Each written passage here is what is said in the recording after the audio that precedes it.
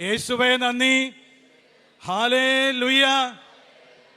4-ാം നൂറ്റാണ്ടിലെ പരിശുദ്ധ അമ്മയുടെ ജപമാല അല്ലെങ്കിൽ മരിയ ഭക്തി ആരംഭിച്ച് 14-ാം നൂറ്റാണ്ടിലെ 13-ാം നൂറ്റാണ്ടിലെ ജപമാല ഭക്തിയിലൂടെ മുന്നോട്ട് പോകുമ്പോൾ പരിശുദ്ധ അമ്മയുടെ ജപമാലയും അതുപോലെ മരിയ ഭക്തിയും നമ്മുടെ മുന്നിൽ നിൽക്കുമ്പോൾ ജോസഫ് പിതാവിനോടുള്ള ഭക്തി നമ്മുടെ ജീവിതങ്ങളെ അനുഗ്രഹപൂർണമാക്കും. അതായത് ഏകദേശം 15-ാം നൂറ്റാണ്ടിലാണ് ജോസഫ് പിതാവിന് ഔസേ പിതാവിനോടുള്ള ഭക്തി ആരംഭിക്കുന്നത്. 1870 പാപ്പ പിയൂസ് പാപ്പ 9-ാം പിയൂസ് പാപ്പ തിരുസഭയുടെ കാവലാളായിട്ട് ജോസഫ് പിതാവിനെ അംഗീകരിച്ചു.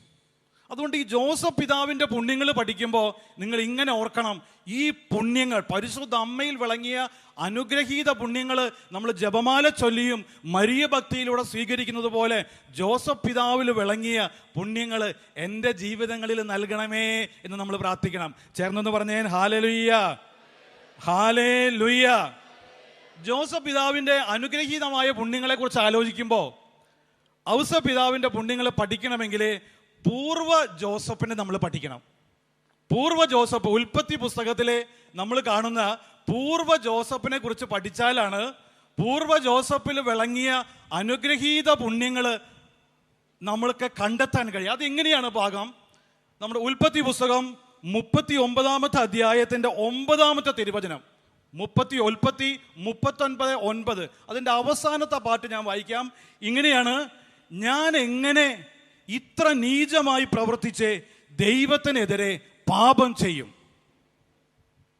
ഞാൻ എങ്ങനെ ഇത്ര നീചമായി പ്രവർത്തിച്ച് ദൈവത്തിനെതിരെ ഞാൻ പാപം ചെയ്യും? ഇതെങ്ങനെയാണെങ്കിൽ ഈ കഥ എങ്ങനെയാണ്? പൊത്തീഫറിന്റെ ഭാര്യ ജഡീകമായ മോഹത്തോടെ എന്നോട് കൂടെ ശയിക്കാൻ ഒരു യുവാവായ ജോസഫിനെ നിർബന്ധിക്കും. ഒരു പാപ സാഹചര്യങ്ങൾ ചേർന്ന് വിളിക്കുമ്പോൾ പൂർവ്വ ജോസഫ് പറയുന്ന വചനമാണ് ഉൽപ്പത്തിയുടെ 39:9 അവസാന ഭാഗത്ത് ഇങ്ങനെ പറയാണ്: ഞാൻ എങ്ങനെ എൻ്റെ ദൈവത്തോട് ഇത്ര നീചമായി പ്രവർത്തിച്ച് പാപം ചെയ്യും? ജീവിതത്തിൻ്റെ പാപത്തിൻ്റെ പ്രലോഭനത്തിൻ്റെ മുന്നിൽ ജോസഫ് പിതാവിൻ്റെ ഒരു പുണ്യമാണ് നമ്മൾ ധ്യാനിക്കുന്നത്. ഒരു പ്രലോഭനം വരികയാണ്, സാമ്പത്തികമായ ഒരു കാര്യങ്ങൾ ചെയ്യാൻ ഒരു പ്രലോഭനം. ജഡീക ആസക്തിയിൽ ആരും കാണാതെ ഒരു ജഡീക പാപം ചെയ്യാൻ ഒരാൾ വിളിക്കുമ്പോൾ അതിൻ്റെ ഒരു പ്രലോഭനം. അധികാരമോഹം നമുക്ക് കിട്ടുമ്പോൾ എങ്ങനെയെങ്കിലും ഒരു വഴിയിലെ ഈ സ്ഥാനം കൈക്കലാക്കാൻ സാധ്യത കിട്ടുമ്പോൾ ഈ ഒരു പ്രലോഭനത്തിൻ്റെ മുന്നിൽ ഇവിടെ പൂർവ്വ ജോസഫ് പറഞ്ഞത് എങ്ങനെയാണ്? ഞാൻ എങ്ങനെ ദൈവത്തോട് ഇത്ര നീചമായി പ്രവർത്തിക്കും? അതായത് പാപത്തിൻ്റെ സാഹചര്യങ്ങളുടെ മുന്നിലെ അവൻ ദൈവത്തിൻ്റെ വചനം അവൻ്റെ ഹൃദയത്തിലേക്ക് കയറി വന്നു. എങ്ങനെയാണെന്നറിയോ? ആ പ്രതിസന്ധിയെ പൂർവ്വ ജോസഫ് വിജയിച്ചത് അവൻ്റെ ഉള്ളിലെ ദൈവത്തിൻ്റെ തിരുവചനമുണ്ടായിരുന്നു. ഉള്ളിൽ ദൈവത്തിൻ്റെ തിരുവചനമുണ്ടായപ്പോൾ ആ പാപ പ്രലോഭനത്തിൻ്റെ മധ്യത്തിലെ ഈ തിരുവചനം ഹൃദയത്തിലേക്ക്, മനസ്സിലേക്ക്, ബോധമനസ്സിലേക്ക്, അവൻ്റെ ഹൃദയത്തിലേക്ക് വന്നു. ഉടനെ അവൻ പറഞ്ഞു, ഇത് ഞാൻ ഈ വ്യക്തിയുമായി ചെയ്യുന്ന പാപമല്ല, ഇത് ദൈവമായിട്ടാണ് ഞാൻ ഈ പാപം ചെയ്യുന്നത്. ഇത്ര നീചമായി ഞാൻ എങ്ങനെ പ്രവർത്തിക്കുമെന്ന് പൂർവ്വ ജോസഫ്. ഒന്ന് ചേർന്ന് പറഞ്ഞു ഹല്ലേലൂയ, ഹല്ലേലൂയ, ഹല്ലേലൂയ. അതായത് എങ്ങനെയാണ് ഒരു പാപത്തിൻ്റെ പ്രലോഭനം പൂർവ്വ ജോസഫ് ഒരു പാപം ചെയ്യാനുള്ള സാഹചര്യം വന്നപ്പോൾ എനിക്കും നിങ്ങൾക്കും ഒരു പാപം ചെയ്യാനുള്ള സാഹചര്യം വരുമ്പോൾ ഇതിനെ അതിജീവിക്കാൻ പൂർവ്വ പിതാവായ ജോസഫ് കണ്ടെത്തിയ, ജോസഫിൽ വിളങ്ങിയ പുണ്യം എങ്ങനെയായിരുന്നു? വചനത്തിൻ്റെ നിറവിലെ അവൻ മനസ്സിലാക്കി, പാപം ഞാൻ ഈ സ്ത്രീയോട് ചെയ്താൽ അതിനേക്കാൾ വലുത് ദൈവത്തോടാണ് ഞാൻ പാപം ചെയ്ത് എന്നൊരു ബോധ്യം പൂർവ്വ ജോസഫിൽ വിളങ്ങി. ചേർന്ന് പറഞ്ഞോ ഹല്ലേലൂയ. നമുക്കറിയാം, നമ്മുടെ ജീവിതങ്ങളിൽ പാപം ചെയ്യാനൊരു സാഹചര്യം വന്നു എന്ന് വെക്കുക. പാപം ചെയ്യാനുള്ള സാഹചര്യം വരുമ്പോൾ 2 സാധ്യതകളുണ്ട്. ഒന്ന്, ആ പാപത്തിൻ്റെ സുഖത്തിൽ പെടാനുള്ള ഒരു സാധ്യതയുണ്ട്. ജഡീക സുഖം, പണം മേടിക്കാനുള്ള സുഖം, മറ്റുള്ളവരെ ദ്രോഹിക്കുമ്പോൾ അതൊരു സുഖം, അധികാരമോഹം കിട്ടുമ്പോൾ അതൊരു സുഖം. ഈ പാപത്തിൻ്റെ ജഡീക സുഖത്തിൽ പെടാനൊരു സാധ്യത. രണ്ടാമത്തെ സാധ്യത എങ്ങനെയോ? ഇതിനെ അതിജീവിക്കാനുള്ള ഒരു സാധ്യത. ഇതിനെ അതിജീവിക്കാനുള്ള സാധ്യത ഉണ്ടാകണമെങ്കിൽ ഉള്ളിൻ്റെ ഉള്ളിലെ ഹൃദയത്തിൻ്റെ അന്തരാത്മാവിലെ വചനം നിറയണം. ചേർന്ന് പറഞ്ഞോ ഹല്ലേലൂയ, ഹല്ലേലൂയ. വചനം നിറഞ്ഞാൽ പാപ സാഹചര്യങ്ങൾ കടന്നു വരുമ്പോൾ ഒരു വചനം ഹൃദയത്തിൻ്റെ ഉള്ളിൽ നിന്ന് മോളിലേക്ക് മൊബൈലിൽ കുറേ സാധനങ്ങൾ പോപ്പപ്പ് ചെയ്യണ പോലെ ഒരു വചനം പോപ്പപ്പ് ചെയ്യും.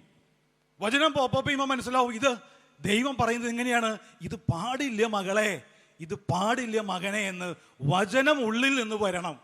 പകരം നമ്മൾ വിചാരിക്കും എനിക്ക് നല്ല കഴിവുണ്ട്, എനിക്ക് നല്ല വിദ്യാഭ്യാസമുണ്ട്, എനിക്ക് നല്ല ഡിഗ്രി ഉണ്ട്, ഞാൻ ഈ പാപ പ്രലോഭനത്തെ ചെറുത്ത് തോൽപ്പിക്കും എന്ന് പറഞ്ഞാൽ പത്രോസ്ലീഹ പറഞ്ഞ പോലെയാവും. പത്രോസ്ലീഹ പറഞ്ഞു, ഞാൻ ഒരിക്കലും ആരൊക്കെ തള്ളിപ്പറഞ്ഞാലും ഞാൻ നിന്നെ തള്ളിപ്പറയില്ല കർത്താവേ എന്ന് പത്രോസ്ലീഹ പറഞ്ഞു. എന്താണ്? കഴിവിൽ ആശ്രയിച്ചിട്ടാണ്, സ്വന്തം കഴിവിൽ ആശ്രയിച്ച് ഞാൻ നല്ല കായബലമുള്ളവനാണ്, ആത്മവിശ്വാസമുള്ളവനാണ്, ഞാൻ പറഞ്ഞാൽ എല്ലാവരും കേൾക്കും. അവന്റെ കഴിവിൽ ആശ്രയിച്ചിട്ട് പത്രോസ്ലീഹ പറഞ്ഞു, ഞാൻ നിന്നെ തള്ളിപ്പറയില്ല. അതിനു മുന്നേ ഈശോ പറഞ്ഞു, 1 മണിക്കൂർ നീ ഒന്ന് പ്രാർത്ഥിക്കടാ പത്രോസേ. 1 മണിക്കൂർ പ്രാർത്ഥിച്ചിട്ടുണ്ടെങ്കിൽ ആ വചനം നിറഞ്ഞ് ആ പ്രലോഭനത്തെ തോൽപ്പിക്കാൻ അവന് പറ്റിയനെ. അവൻ 1 മണിക്കൂർ പ്രാർത്ഥിച്ചില്ല, അവൻ ഉറങ്ങി. പകരം അവന്റെ സ്വന്തം കഴിവിലെ ആശ്രയിച്ചു. ആത്മാഭിമാനത്തിലെ, ആത്മശക്തിയിലെ, അവന്റെ ഡിഗ്രിയിലെ, അല്ലെങ്കിൽ അവന്റെ വിദ്യാഭ്യാസത്തിലെ, അവന്റെ ജീവിത അനുഭവത്തിലെ, അവന്റെ കായബലത്തിലെ ആശ്രയിച്ചിട്ട് പറഞ്ഞു, ഞാൻ തള്ളില്ല നിന്നെ എന്ന് പറഞ്ഞു. ഇവിടെ എങ്ങനെയാണ്? പാപ പ്രലോഭനങ്ങൾ വരുമ്പോൾ നമ്മൾ വിചാരിക്കും നമുക്ക് ഈ പ്രലോഭനത്തെ, എനിക്ക് നല്ല കഴിവുള്ള ആളാണ്, ഇതൊക്കെ മുൻകൂട്ടി ഞാൻ ചെയ്തിട്ടുള്ള ആളാണ്, പ്രലോഭനത്തെ തോൽപ്പിക്കാൻ പറ്റും എന്ന് വിചാരിക്കുമ്പോൾ കർത്താവ് പറയാണ്, പറ്റില്ല മകളെ, നീ പെട്ടുപോകും, നീ അതിൽ പെട്ടുപോകും. ഒരു സ്ത്രീ വന്ന് നിന്നെ പാപ സാഹചര്യത്തിലേക്ക് വിളിക്കുമ്പോൾ നിന്റെ ഹൃദയത്തിൽ വചനം, വിശുദ്ധമായ വചനം നിന്റെ ഹൃദയത്തിൽ ഇല്ലെങ്കിൽ നീ പെട്ടുപോകും. സാമ്പത്തിക അതിക്രമങ്ങൾ ചെയ്യാൻ ഓഫീസിലും വീട്ടിലും സാധ്യതകൾ ഉള്ളപ്പോൾ ആരും കാണില്ല എന്ന് പറഞ്ഞപ്പോൾ ഈ പൈസ എടുക്കാൻ നിനക്കൊരു പ്രലോഭനം വരുമ്പോൾ നിന്റെ ഉള്ളിലെ വചനമില്ലെങ്കിൽ നീ അതിൽ പെട്ടുപോകും. ഹല്ലേലൂയ എന്ന് പറഞ്ഞേ, ഹല്ലേലൂയ. ഇവിടെ ജോസഫ് പിതാവ്, ഈ പൂർവ്വ പിതാവായ ജോസഫിന് രക്ഷപ്പെടാനുള്ള കാരണം എങ്ങനെയാണെന്ന് വെച്ചാൽ, സീനായ് മലയിലെ ദൈവം കൊടുത്ത പ്രവചനങ്ങളൊക്കെ, ദൈവം കൊടുത്ത കൽപ്പനകളൊക്കെ, കല്ലിലെഴുതിയ കൽപ്പനകൾ ഹൃദയത്തിൽ എഴുതിയിരുന്നു പൂർവ്വ പിതാവായ ജോസഫ്. അതുകൊണ്ട് ഹൃദയത്തിന്റെ ഫലകത്തിൽ അത് ഉണ്ടായിരുന്നു. നമുക്കറിയാം, സങ്കീർത്തനങ്ങളുടെ പുസ്തകം 119:9 നമ്മളിങ്ങനെ പഠിക്കും, യുവാവ് തന്റെ മാർഗം എങ്ങനെയാണ് നിർമ്മലമായി സൂക്ഷിക്കുന്നത്, അങ്ങയുടെ വചനമനുസരിച്ച് വ്യാപരിച്ചുകൊണ്ടാണ്. അതുകൊണ്ട് എൻ്റെ പ്രിയ മക്കളെ, എങ്ങനെയാണ് പൂർവ്വ പിതാവായ ജോസഫ്, അല്ലെങ്കിൽ ഔസേപ്പ് പിതാവ് വിളങ്ങിയ ആദ്യ പുണ്യം? അവൻ വചനം നിറഞ്ഞവനായിരുന്നു, വചനത്തിൻ്റെ കാവലാളായിരുന്നു, വചനത്തെ കാത്തുപരിപാലിച്ചവനായിരുന്നു, വചനത്തെ സൂക്ഷിച്ചവനായിരുന്നു, വചനത്തെ സംരക്ഷിച്ചവനായിരുന്നു, അതിനേക്കാളേറെ വചനം നിറഞ്ഞവനായിരുന്നു. ചേർന്നൊന്ന് പറഞ്ഞേൻ ഹല്ലേലൂയ, ഹല്ലേലൂയ. പൂർവ്വ പിതാവായ ജോസഫിനെ കണക്ട് ചെയ്ത് പറയുമ്പോൾ വചനം എൻ്റെ ജീവിതത്തിലെ രൂപാന്തരപ്പെടുത്തിയ ഒരു അനുഭവം ഞാൻ നിങ്ങളുടെ മുന്നിൽ പങ്കുവയ്ക്കാം. ഈ വചനവേദിയിൽ ഞാൻ ആദ്യമായതുകൊണ്ട് ഒരുപക്ഷെ നിങ്ങൾ എന്നെ ആദ്യമായിട്ടാവും കാണുന്നുണ്ടാവുക. വചനം എങ്ങനെയാണ് ഒരു വ്യക്തിയെ രൂപാന്തരപ്പെടുത്തുക എന്ന് വെച്ചാൽ, അത് എൻ്റെ ജീവിത അനുഭവം കൊണ്ട് പറയുകയാണെങ്കിൽ, ഒരു പാരമ്പര്യ ക്രൈസ്തവ കുടുംബത്തിൽ പിറന്നു എന്ന് വെച്ചാലും യുവാവാകുന്നത് വരെ, വിവാഹപ്രായമാകുന്നത് വരെയൊക്കെ ഞാൻ ഈശോയെ കണ്ടത് എല്ലാ ദൈവങ്ങളുടെ പോലെ ഒരു ദൈവമായിട്ടാണ്. ഒരു സെക്യുലർ വീക്ഷണിലൂടെ, ഒരു സെക്യുലർ കാഴ്ചയിലൂടെ എല്ലാം കാണുന്നു, എല്ലാ ദൈവങ്ങളുണ്ട്, അതുപോലെ ഒരു ദൈവമായിട്ട് ഞാൻ കണ്ടിരുന്ന കാലഘട്ടത്തിലാണ് എൻ്റെ വിവാഹം നടക്കുന്നത്. അങ്ങനെ വിവാഹ ജീവിതത്തിൻ്റെ മുന്നോട്ട് പോയപ്പോൾ, ആദ്യത്തെ വിവാഹം കഴിഞ്ഞു, ആദ്യത്തെ കുറേ നാളുകൾ കഴിഞ്ഞപ്പോൾ, ആ ഒരു 6 മാസം 7 മാസം കഴിഞ്ഞപ്പോൾ എനിക്കൊരു അസുഖം വന്നു. എൻ്റെ ടെസ്റ്റിസ് അഥവാ വൃഷ്ണം ഇങ്ങനെ വലുതായി ഹൈഡ്രോസിൽ എന്നൊരു അസുഖം വന്നു. വിവാഹം കഴിഞ്ഞ് ആദ്യ 6-7 മാസങ്ങളായിട്ടുള്ളൂ. അപ്പോൾ ഈ അസുഖം വന്നപ്പോൾ ഡോക്ടറെ അടുത്ത് കൊണ്ടുപോയി. ഡോക്ടർ പറഞ്ഞു, ഇത് സർജറി ചെയ്തേ പറ്റൂ, ഇത് ഓപ്പറേഷൻ ചെയ്ത് തന്നെ മാറ്റണം. തന്നെയല്ല, പാൻറ് ഇട്ടിട്ട് മൂവ് ചെയ്യാൻ പറ്റാത്ത പോലെ വൃഷ്ണം വലുതായി.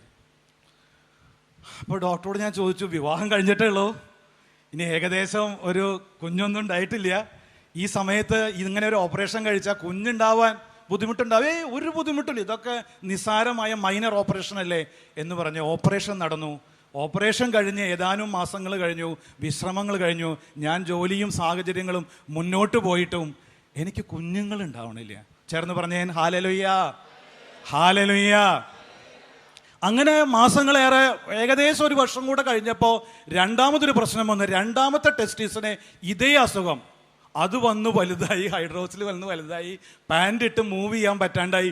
വീണ്ടും അതേ ഡോക്ടറെ അടുത്തപ്പോൾ ഡോക്ടർ പറഞ്ഞു, ആദ്യത്തെ ടെസ്റ്റിസ് ഓപ്പറേഷൻ കൗണ്ടർ പ്രൊഡക്റ്റീവായി, അഥവാ സെമൻ സ്റ്റോർ ചെയ്യാനുള്ള കപ്പാസിറ്റി പോയി. രണ്ടാമത്തതിനും ഇതേ പ്രശ്നമുണ്ട്, നിങ്ങൾ സൂക്ഷിക്കണം.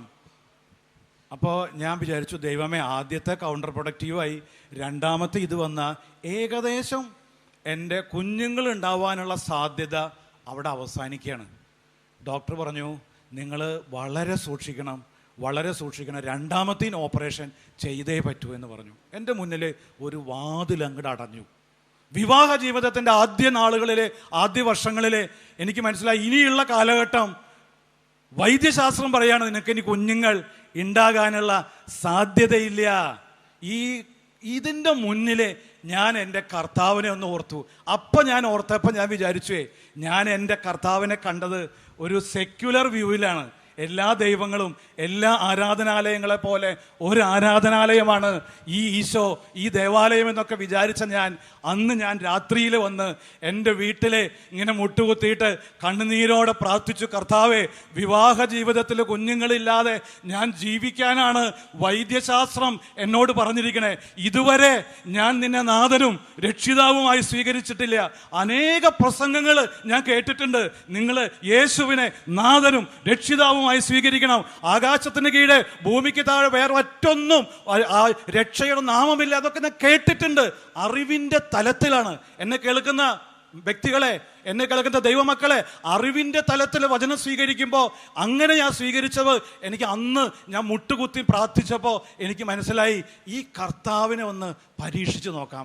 ഞാൻ കർത്താവിനോടൊരു വെല്ലുവിളി നടത്തി. ഇങ്ങനെയാണ്, എനിക്കൊരു വൈദ്യശാസ്ത്രം കുഞ്ഞില്ല, സാധ്യതയില്ല എന്ന് പറയുമ്പോൾ, നീ എനിക്ക് തരുമോ കർത്താവേ, ഞാൻ നിനക്ക് വേണ്ടി വരാം. ചേർന്ന് പറഞ്ഞ ഹല്ലേലൂയ, ഹല്ലേലൂയ.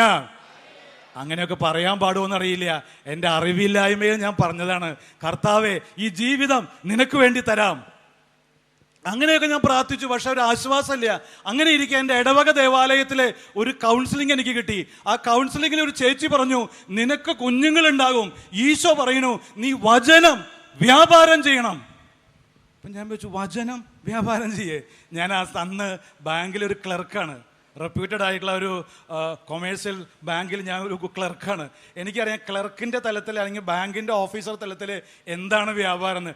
SB പിടിക്കണം, CD പിടിക്കണം, ഡെപ്പോസിറ്റ് പിടിക്കണം, ഇൻഷുറൻസ് പിടിക്കണം, കാസ പിടിക്കണം, അതൊക്കെയാണ് ഞങ്ങളുടെ ബിസിനസ്. ഈ വചനം ബിസിനസ് ചെയ്യാൻ എനിക്കറിയില്ല. അപ്പം അതുകൊണ്ട് ആ ചേച്ചി പറഞ്ഞത് ഇങ്ങനെയാണ്, നീ വചനം വ്യാപാരം ചെയ്യണം, വചനം വ്യാപാരം ചെയ്താൽ നിനക്ക് കുഞ്ഞുങ്ങളുണ്ടാവും.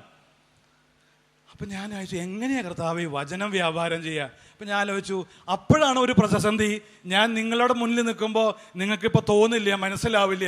ഒരു കാര്യം ഞാൻ ഓപ്പൺ ആയിട്ട് പറയാം, എനിക്ക് കടുത്ത വിക്കനായിരുന്നു ഞാൻ. അതായത് ഒരു വാക്ക് പറയുമ്പോൾ 2 പ്രാവശ്യം വിൽക്കും. അപ്പം ഞാൻ വിചാരിച്ചു, കർത്താവേ, വചനം വ്യാപാരം ചെയ്യാന്ന് വെച്ചാൽ വചനം പ്രസംഗിക്കലല്ലേ? ഈ വിക്കനായ എനിക്ക് എങ്ങനെ വചനം പ്രസംഗിക്കാൻ പറ്റും? നടക്കണ കാര്യമല്ല. അപ്പം ഞാൻ വിചാരിച്ചു, എന്നാലും ഇത് വിട്ടുകളയാൻ പാടില്ല, എനിക്ക് കുഞ്ഞുണ്ടാവണം, കർത്താവിനെ സ്നേഹിക്കണം, വചനം വ്യാപാരം ചെയ്യണമെന്ന് പറഞ്ഞതല്ലേ, ഒന്ന് ചേർന്ന് ചെയ്തു നോക്കാം എന്ന് വെച്ച് ഞാൻ എൻ്റെ ബാങ്കിൽ പോണ ബാഗിൽ ഒരു ബൈബിള്, പുതിയ നിയമം, അല്ലെങ്കിൽ ഈശോയുടെ ഒരു പടം, അല്ലെങ്കിൽ ഈശോയുടെ ഒരു പ്രാർത്ഥനാ പുസ്തകം, അല്ലെങ്കിൽ വചനോത്സവത്തിൻ്റെ ചില കോപ്പികൾ വാങ്ങി എൻ്റെ ബാഗിൽ വെച്ചു. വചനം വ്യാപാരം ചെയ്യലാണ് കേട്ടാ. പറയാനൊന്നും അറിയില്ല, പറയുമ്പോൾ വിൽക്കുള്ളൂ. ജോലിയിൽ പോലും ബുദ്ധിമുട്ടാണ്. ജോലിയിൽ പോലും പലപ്പോഴും പലരും സഹായിച്ചിട്ടാണ് മുന്നോട്ട് പോണേ. അതിൻ്റെ ഇടയിൽ വചനം വ്യാപാരം ചെയ്യാനൊന്നും അറിയില്ല. അറിയണത് എങ്ങനെയാണ്?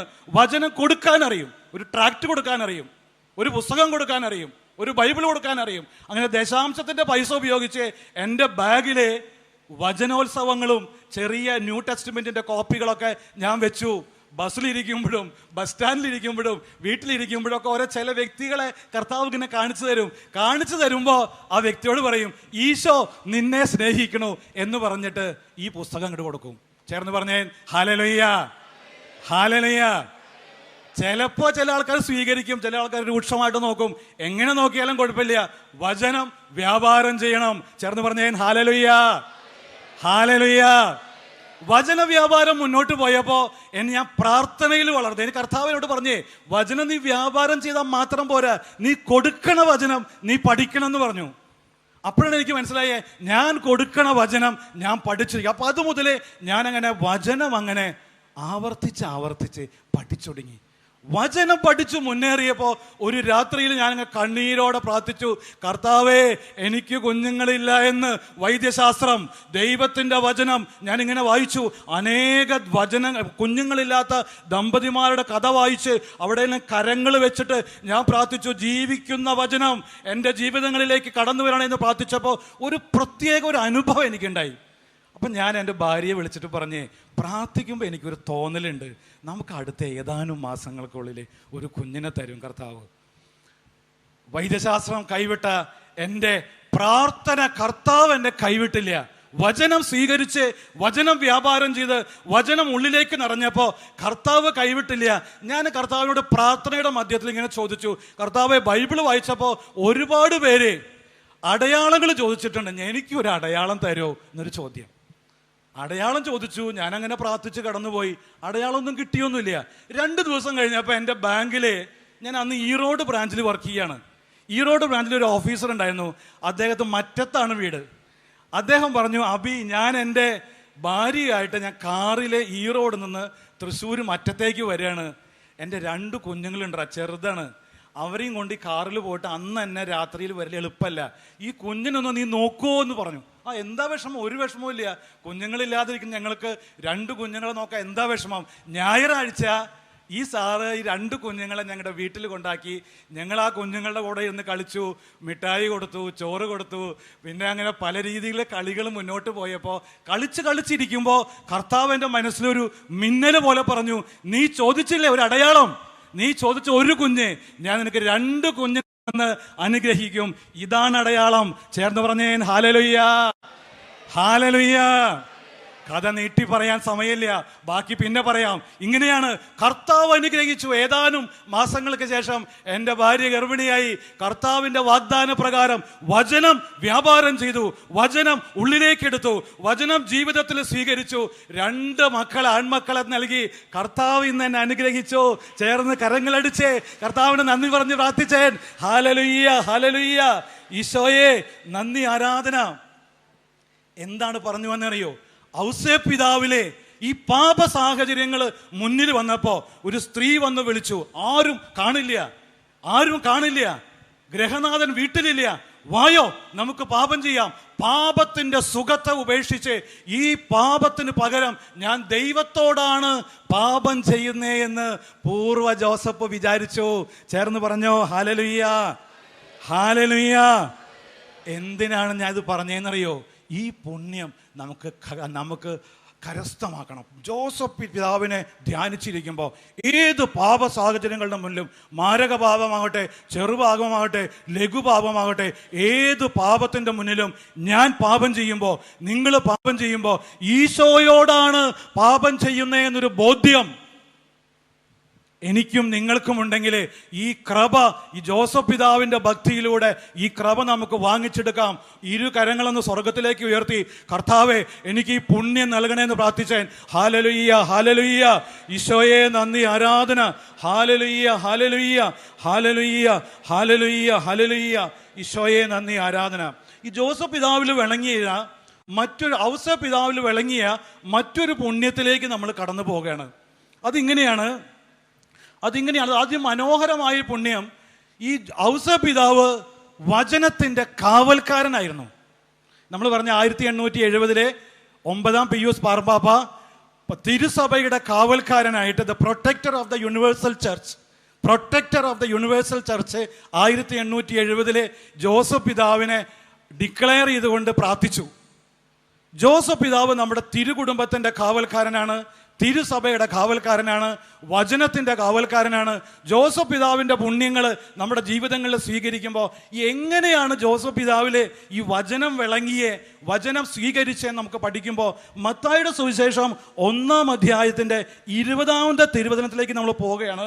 ഇങ്ങനെയാണ് മത്തായിയുടെ 1:20 ഇങ്ങനെയാണ്: അവൻ ദാവീദിന്റെ പുത്രനായ ജോസഫെ, മറിയത്തെ ഭാര്യയായി സ്വീകരിക്കാൻ ശങ്കിക്കേണ്ട, അവൾ ഗർഭം ധരിച്ചിരിക്കുന്നത് പരിശുദ്ധാത്മാവിൽ നിന്നാണ്. എന്താണ് പറഞ്ഞു പറഞ്ഞത് അറിയോ? വചനത്തിന് കാവലായ ഔസപിതാവ്, വചനത്തിന് സംരക്ഷകനായ ഔസപിതാവ്, വചനത്തിനെ കൂട്ടുനിന്ന ഔസപിതാവ്. ഈ ഔസപിതാവിൻ്റെ പുണ്യങ്ങൾ നമ്മൾ പഠിക്കുമ്പോൾ മത്തായി സുവിശേഷം 1:20 ഈ ദൂതൻ വന്ന് ജോസഫ് പിതാവിനെ വിളിക്കുന്നത് ഇങ്ങനെയാണ്: ദാവീദിന്റെ പുത്രനായ ജോസഫേ. വിളി അങ്ങനെയാണ്. നമ്മൾ ഈ ദാവീദിന്റെ പുത്രൻ എന്ന് ആരെയാ വിളിച്ചേക്കണേ? ബൈബിളിലെ ഈശോയെ വിളിച്ചേക്കണേ. ദാവീദിന്റെ പുത്ര കരുണ തോന്നണമേ. നമ്മൾ ഒരുപാട് തവണ വായിച്ചിട്ടുണ്ട്, പഠിച്ചിട്ടുണ്ട്, നമ്മൾ പ്രാർത്ഥിക്കാറുണ്ട്. ദാവീദിന്റെ പുത്ര, ദാവീദിന്റെ പുത്രനായ ഈശോ എന്ന് സുവിശേഷകർ വിളിച്ചപ്പോൾ ഇവിടെ ദൂതൻ വന്നിട്ട് ഈ ജോസഫ് പിതാവിനെ വിളിച്ചു, ദാവീദിന്റെ പുത്രനായ ജോസഫേ. ഒറ്റ വിളിയാണ്, ദാവീദിന്റെ പുത്രനായ ജോസഫേ.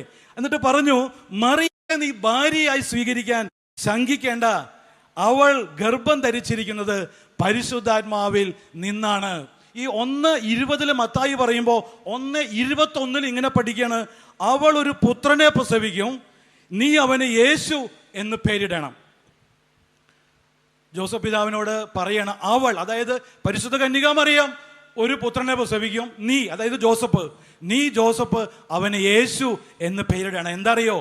യേശുവിനെ പരിശുദ്ധ കന്യകാമറിയം കഴിഞ്ഞ് കരങ്ങളിലെടുത്ത ആദ്യത്തെ പുരുഷൻ, ആദ്യത്തെ വ്യക്തി ഈ ഔസേപ്പ് പിതാവായിരുന്നു.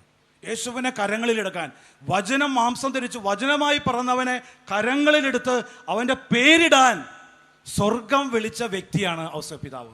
ചേർന്ന് പറഞ്ഞേ ഹല്ലേലൂയ, ഹല്ലേലൂയ, യേശുവേ നന്ദി. മത്തായിയുടെ സുവിശേഷം 2:13 ഇങ്ങനെ പറയും: ദൂതൻ ഈ യേശു വചനമായ ഈശോയെ സംരക്ഷിക്കുന്ന രീതിയാണ്. ജോസഫിനോട് പറഞ്ഞു, എഴുന്നേറ്റ് ശിശുവിനെയും അമ്മയെയും കൂട്ടി ഈജിപ്തിലേക്ക് പലായനം ചെയ്യുക. ശിശുവിനെയും അമ്മയെയും കൂട്ടി ഈജിപ്തിലേക്ക് പലായനം ചെയ്യുക. നെക്സ്റ്റ് വചനത്തിൽ ഇങ്ങനെയാണ്: അവൻ ഉണർന്ന് ശിശുവിനെയും അമ്മയെയും കൂട്ടി ആ രാത്രി തന്നെ ഈജിപ്തിലേക്ക് പലായനം ചെയ്തു. അതായത് ദൂതൻ ഇവിടെ എന്താ ഞാൻ പറഞ്ഞു വരണതെന്ന് വെച്ചാൽ ഓർക്കണം, എങ്ങനെയാണ് ഒരു വചനം സ്വീകരിക്കുന്നത് എന്നാണ് പറഞ്ഞു വരണത്. എങ്ങനെയാണ്? പലപ്പോഴും നമ്മൾ വിചാരിക്കും നമ്മളൊരു സ്വപ്നം കണ്ടു, അറിയില്ല അത് ബോധമനസ്സിന്നാണോ ഇനി ഉപബോധ മനസ്സിന്നാണോ അതോ എൻ്റെ സ്വപ്നത്തിൽ നിന്നാണോ, ഞാൻ ഇന്നലെ കുറെ കാര്യങ്ങളിൽ നിന്ന് പൊങ്ങി വന്നതാണോ, അതൊരു ഹാലൂസിനേഷൻ ആണോ? ഇവിടെ അങ്ങനെയല്ല. ഇവിടെ ജോസഫ് പിതാവിന് ദൂതൻ വന്ന് പറഞ്ഞ വഴിക്ക് അടുത്ത നിമിഷത്തിൽ അവൻ ആക്ട് ചെയ്തു. ആ കാരണമാണ് ഞാൻ പറഞ്ഞു വരണേ, വചനം ഹൃദയത്തിലെ ആലേഖനം ചെയ്ത് അടക്കി വെച്ച് വചനം ഹൃദയത്തിന്റെ നിറവിലാണ് ഈ ദർശനം. ഉടനെ കണക്ട് ചെയ്തു, ഉള്ളിലുള്ള ദൈവത്തിന്റെ വചനം കണക്ട് ചെയ്തു. ഇപ്പൊ നിങ്ങൾക്ക് മനസ്സിലാവും, പലപ്പോഴും നമ്മളൊക്കെ പ്രാർത്ഥിച്ചു, നമുക്കൊരു സന്ദേശം കിട്ടി, അത് ശരിയാണോ ആവോ അറിയില്ല. ഒരു കാര്യം ചെയ്യാം, ധ്യാന മന്ദിരത്തിൽ പോയിട്ട് കൗൺസിലറോട് ചോദിക്കാം, അച്ഛനോട് ചോദിക്കാം എന്ന് പറയുമ്പോൾ എന്താ അതിന്റെ കാര്യം? വചനത്തിന്റെ നിറവില്ല. ചേർന്ന് പറഞ്ഞേൻ ഹല്ലേലൂയ, ഹല്ലേലൂയ.